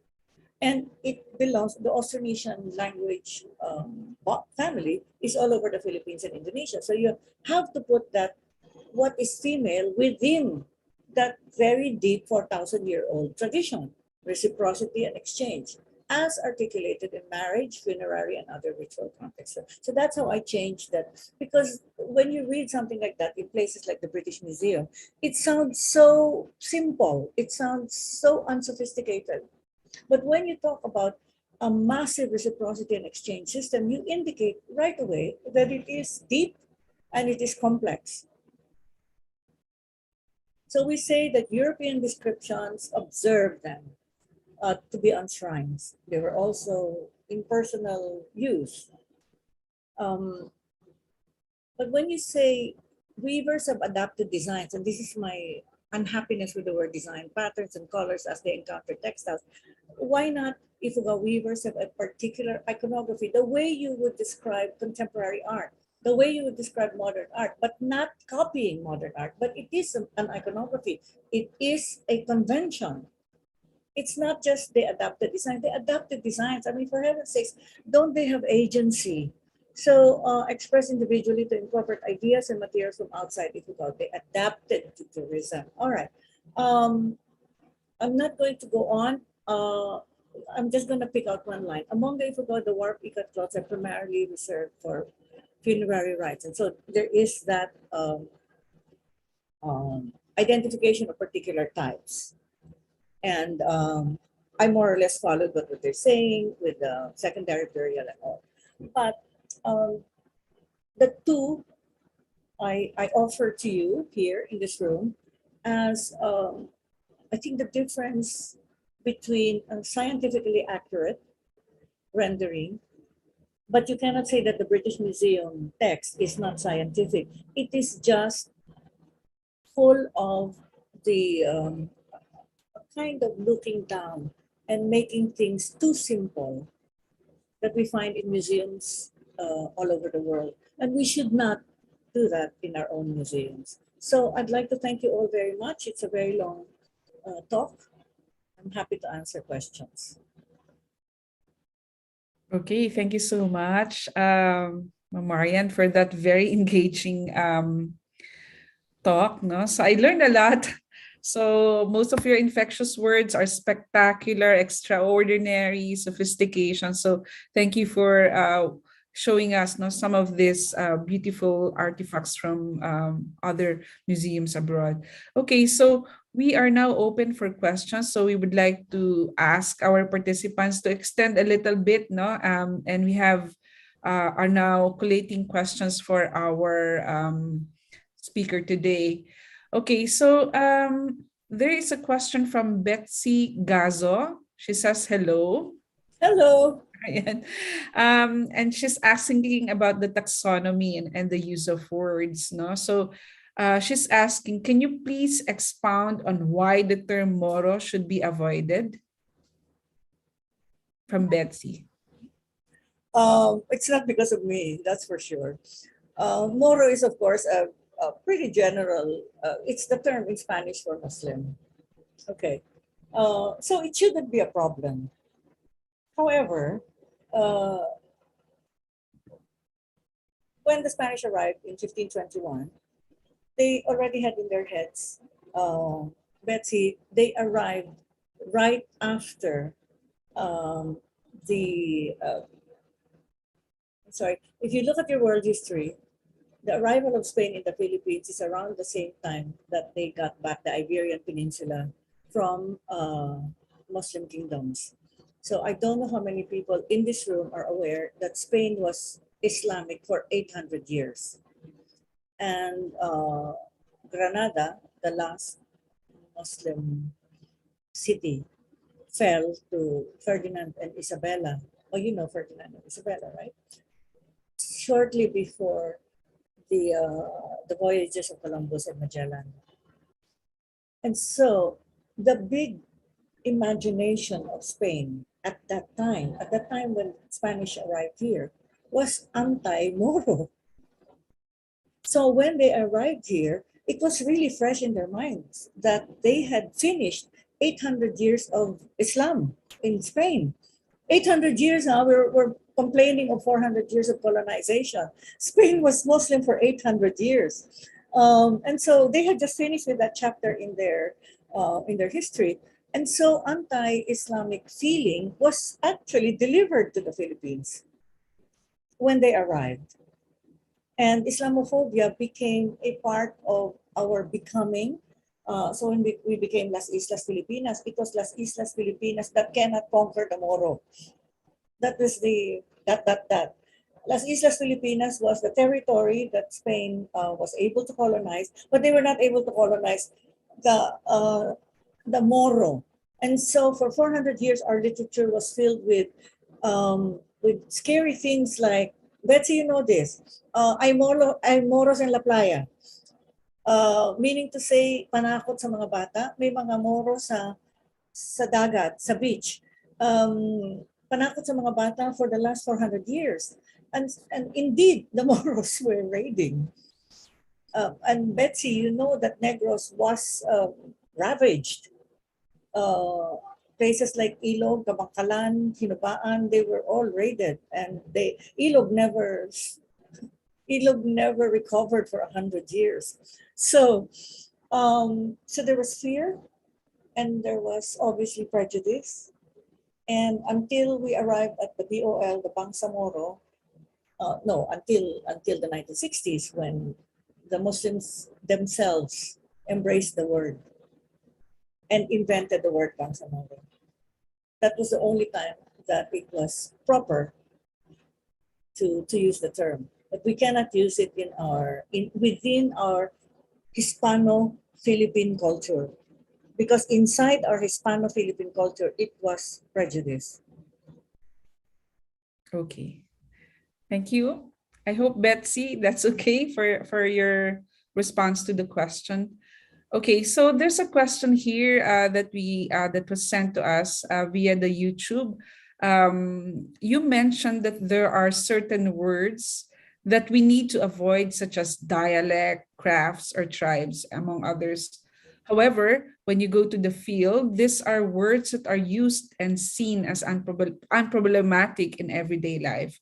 Would it be more appropriate and realistic then if these words are problematized only in the academic field and not necessarily in the general public's vocabulary? So in doing so, this draws a boundary between academic and public vocabulary. So how do we use this in the museum setting? Well, I would agree with the person who asked the question, and I would say that at the very least, people like us who are in the museum field should be more scientific. This is not to say that the popular usage is wrong. I made a point of that. For example, if you're Moro and you call yourself a Moro, or if you're an Igorot and you want to call yourself an Igorot, we cannot stop that. And we actually cannot be contemptuous of that, especially if it's political. Especially if a political point is being made that we want to be called Igorots, it used to not be a nice word. That has to be, we have to be sympathetic to political process. However, we have to also be sensitive, especially those of us who are actually constructing the narratives. we have a responsibility to understand that, yes, it is politically important. Yes, people need to use everything in their arsenal to become, to have self-determination. However, we have to be sensitive to the fact that some of these words are devastatingly, are devastating. They have produced a lot of bad things for us. Like when you say craft, it is automatically inferior to art, which we should not accept. Yes, I totally agree with that. Like like in my research, art is not really existing does not exist in among the, for instance, the Kalinga or the Bontok Igorots, no, so called. But art is a Western concept, so I think we should advocate to use the word cultural practice instead of craft or art, no. So it's a way of life, yeah. Okay. May I add to that? Yes. Art is really a problem because it's not just in the Kordilyera. The Austronesian languages do not have a word for art. There is no word for art in Indonesia. And the Philippines never had a word for art because sining was coined in the 1960s by the Commission ng Wikang Pambansa because we did not have a word for art. So sining, if you look at the dictionary as late as the 1920s, the Panganiban dictionary, I think, I could be wrong, but as late as the early 20th century, sining meant pensar, to think. It did not mean art. And all of those dictionaries were called arte de la lengua, this and that, right? It did not mean art, it meant grammar, or dictionary, as a matter of fact. All right, so art had moved around, but then art as a system, it's not just Western, it includes China, it includes Japan. It's a term from the so-called civilized places. And what are these civilized places? The ones with empires, the ones with big armies and big cities and all of that. Not like us, we were kind of headhunters, and even the Tagalogs were in Bahag and all of that. Now, art therefore is problematic for museologists, but craft is even more problematic because of the assignation of asymmetry. It's assigned a lower rank because supposedly anonymous, supposedly for a domestic purpose. But you can tell that the most splendid pieces of work that was done in the Philippines was not for purpose. It was part of a cosmological order. Okay, a related question from Alex de los Santos. So regarding to the use of art. So in what context can we use artists versus artisan? Is there a distinction? Can we use artisan instead rather than craft? Or can we use artist or artisan? So what are the contexts for these words not to use? Okay, I hesitate to answer the person who posed the question only because I would like to frame my paper today within the purview of the event, which I know I am speaking to people in the museum world.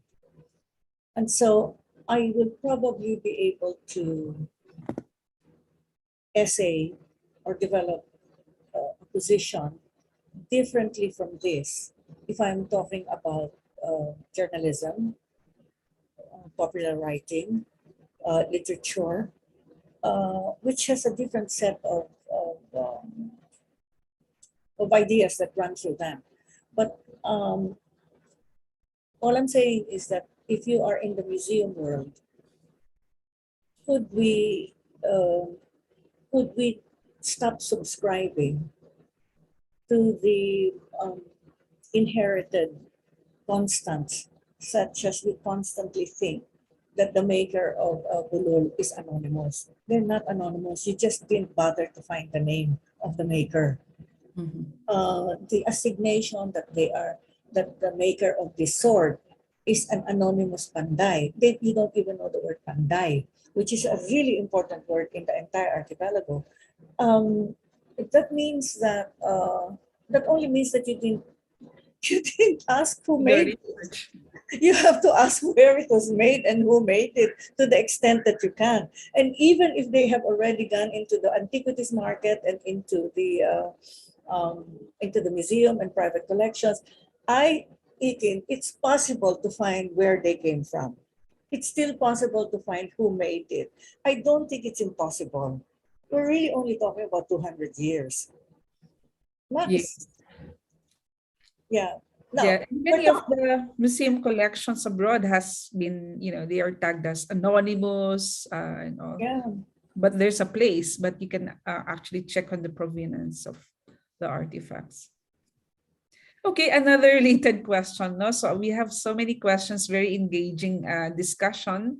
For an exhibition that hopes to target both academic audience and general public, how do we reconcile the language and terms?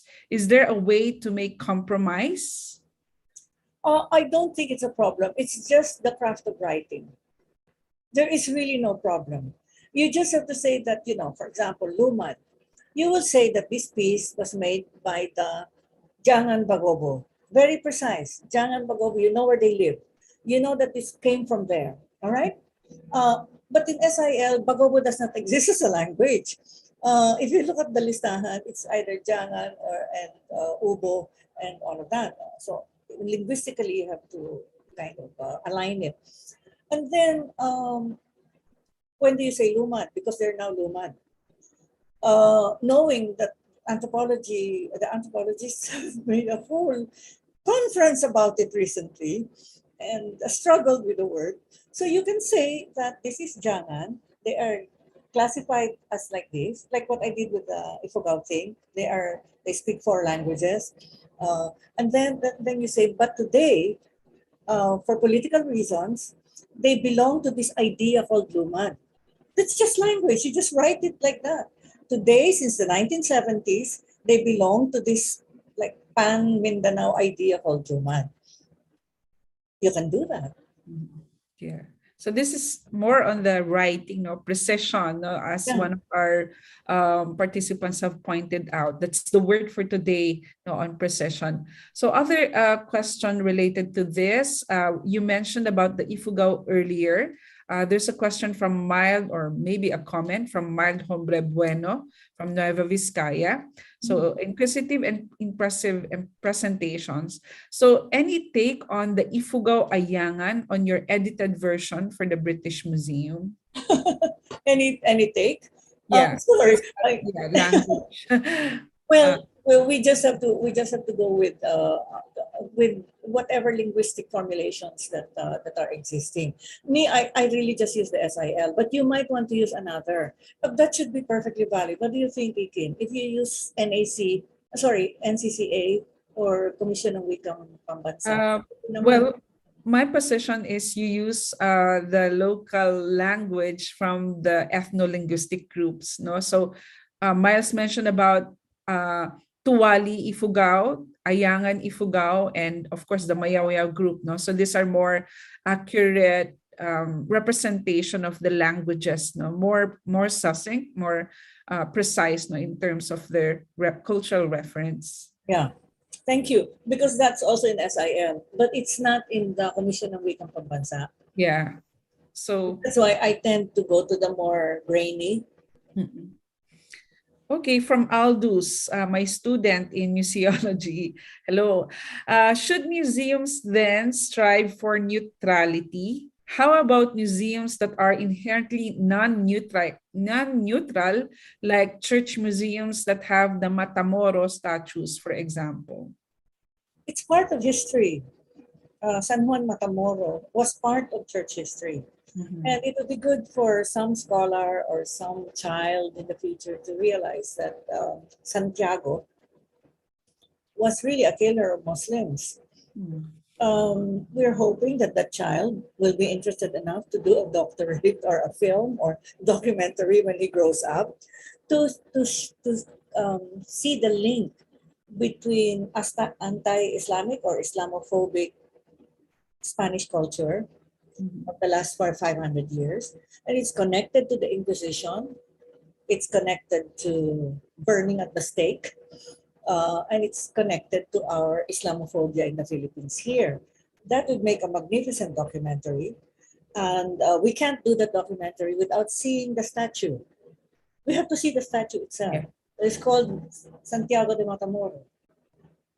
Right. Okay, Aldous, that's a challenge for you to do research on that aspect, no? On church museums. Okay, we have a question from Alex de los Santos regarding textiles. So in Antique, they use the word patadyong, liberally to mean the tube skirt and the woven textile of plaid design. So that a non-tube product or shawl is still called patadyong.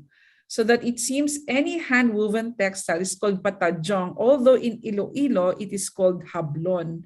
What do you suggest should be the proper nomenclature? All right. The reason I kept going from small map to big map is because this is the kind of complex mapping we need. And your example is a very good example. The word tadyong, patadyong and tadyong, is not confined to Panay. It is certainly not confined to the Christianized parts of the Philippines because patadyong is also Tagalog. And tadyong is used in among the Tausug. It is also tadyong in Holo. So it becomes different in Kalinga where it becomes kain. And that is most interesting indeed. Because the Kalinga word and the Bontoc words are more in association with some parts of Sumatra. All right. That doesn't mean that there are Kalingas in Sumatra and vice versa. That's not what it means. It just means that these words are Austronesian words which are very widespread. All right. But generally, tadyong is a piece of clothing, not the cloth itself. So patadyong, tadyong is the wraparound skirt. Which is differentiated in Mindanao from the tubular garment, which is generally called malong. And malong is a word that has wide use as well. I don't know when it became wide, but it's quite wide. Okay. Now hablon. Hablon, like I said, is a variant of abel, habi. Abel in Ilocos, mevel in Tiboli, hablon among the Ilonggo and Karaya speakers, and it's all over Mindanao as well, except for Yakan, and they use the word tenun. The Yakan use the word tenun, which is used widely in Indonesia. Now, why do I make this distinction? Because when you're talking about habi, hablon, it is the weaving itself. It is the act of weaving. So there. If the people in Aklan, in the language Aklanon, or in the language Karaya, or in Kapisnon, if they use tadyong, it is tadyong. That's what they use. Just don't forget that the Tagalogs also use the same word. The Tausugs also use the same word. Okay, so maybe we can investigate further, Alex, on that, no, from your research later on in Antique. Okay, so another one on textile. As of now, may I add, is he from Bugasong? Alex is from Antique, but I'm not sure if he is from Bugason. All right, because it's Bugasong where I found compound ikat. Oh. The only place in the Philippines where I found compound ikat, except for Maranao. Yeah, Alex says he's from San Jose.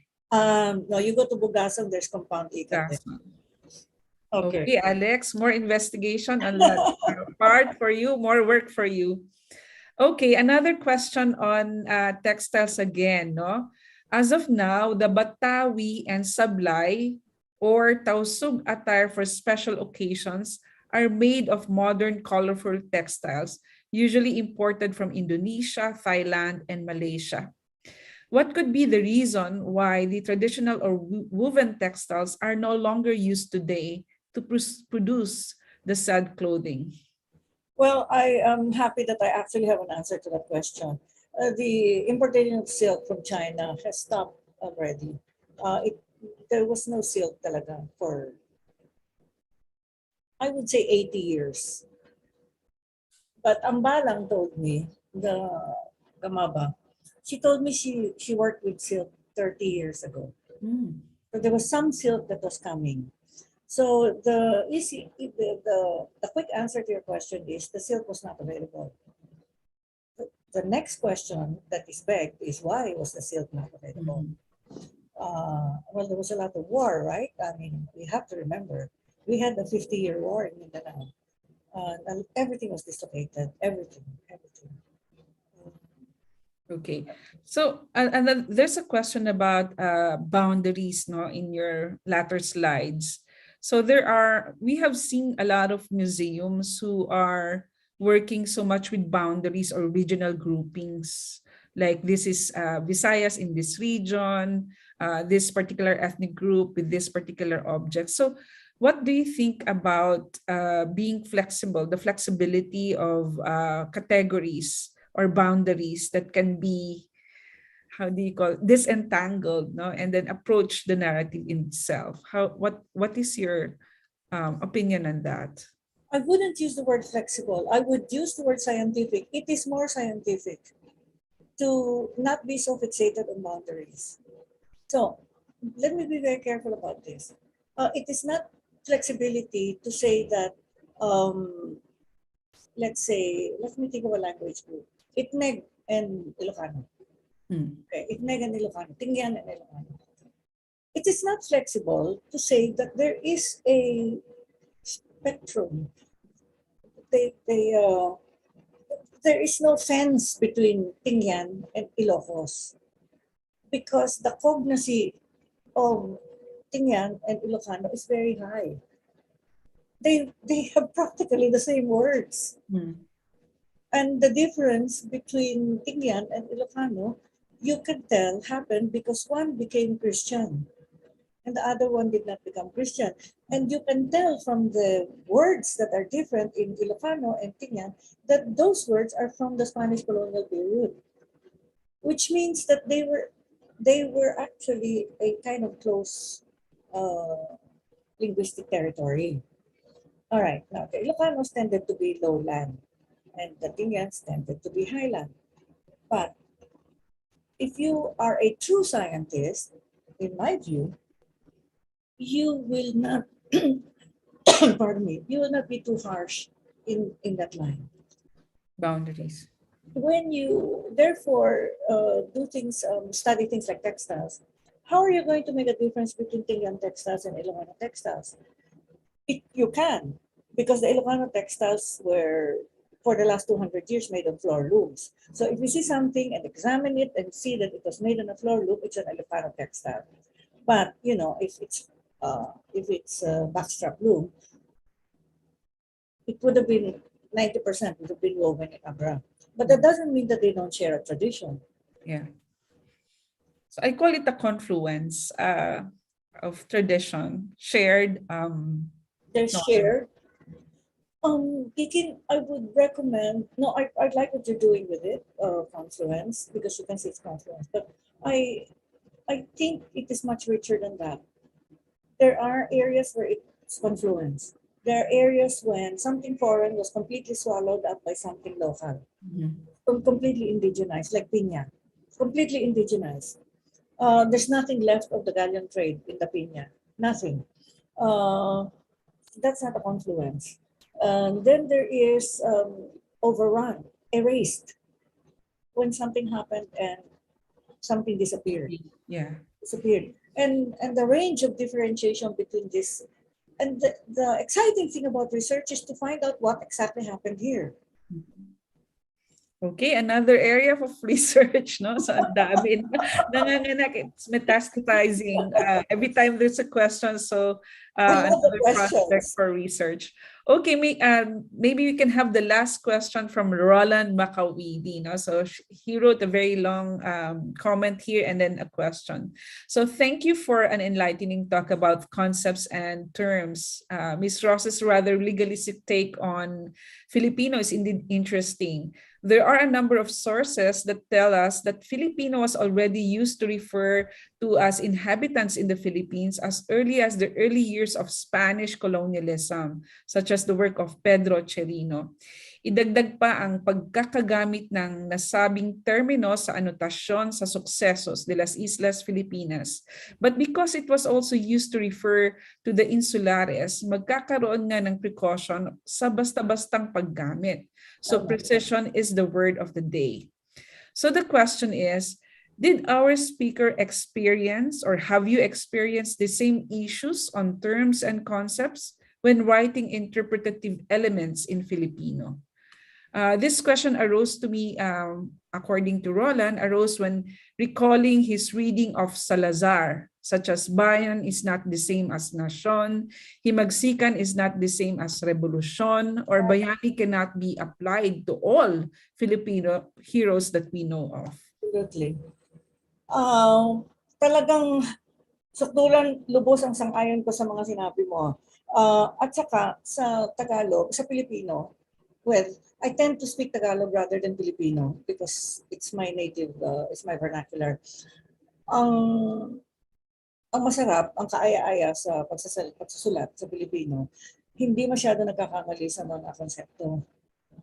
So pag sinabi kong pagani o bayani, yung pagani konektado sa salitang bayani, hindi ako masyadong nawawala. Kasi kung ano yung makikita natin sa Bagobo, mas tama pa yon sa salitang bayani at hindi tama yung bayani ng 20th century. Makikita mo yung lalim. Tapos mahahagilap mo din sa pagbabasa ng mga diksyonaryo na napakahaba ng mga entries na sa mga salitang yan. So, mas the word, ang salita ay kaaya-aya. Mas kaaya-aya magsulat sa akin, sa Pilipino. Kaikin baka sa Ilocano. Because in textiles, especially yung textiles ng Ilocos speaking, hindi ka pwedeng hindi marunong mag-Ilocano talaga.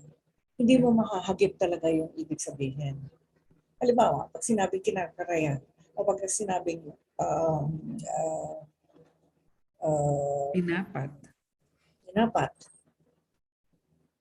Dinapat is easier because it's spread all over the Philippines. But karaya is really interesting.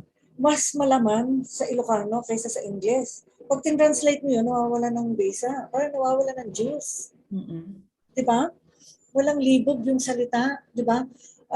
Pero pag sinabi mo, pag sinulat mo talaga yun, tapos inilocano mo talaga yung paliwanag, it's very exciting.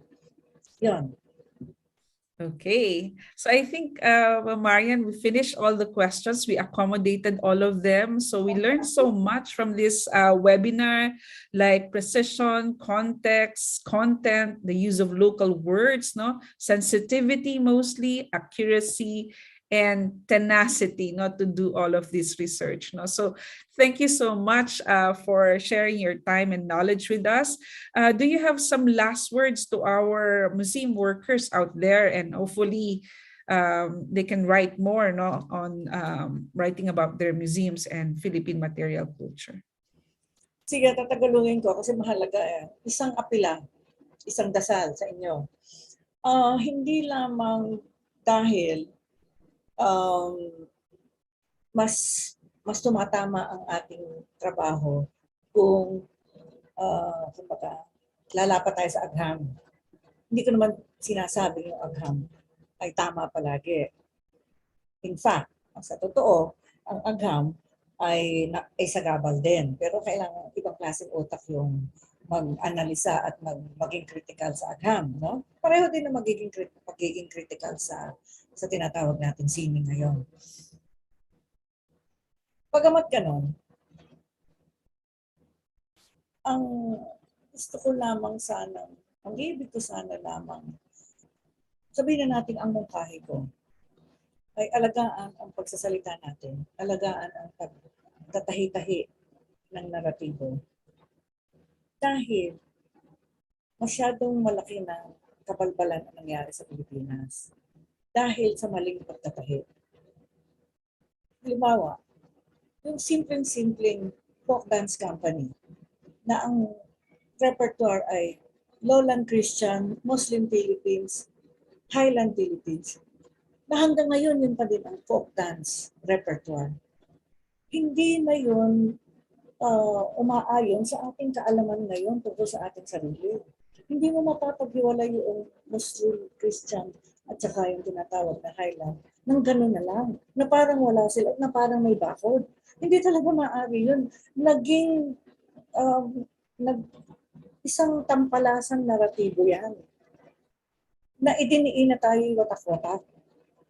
Noong araw, palaging sinasabi, archipelago tayo, watak-watak daw tayo. Ngayon, nalaman natin sa pag-aaral ng ating mga kasamahan na yung palang mga tubig na yan, mga ilog at mga karagatan, ay yan ang daanan ng ating komunikasyon. So, baliktad pala ang tunay na nangyari.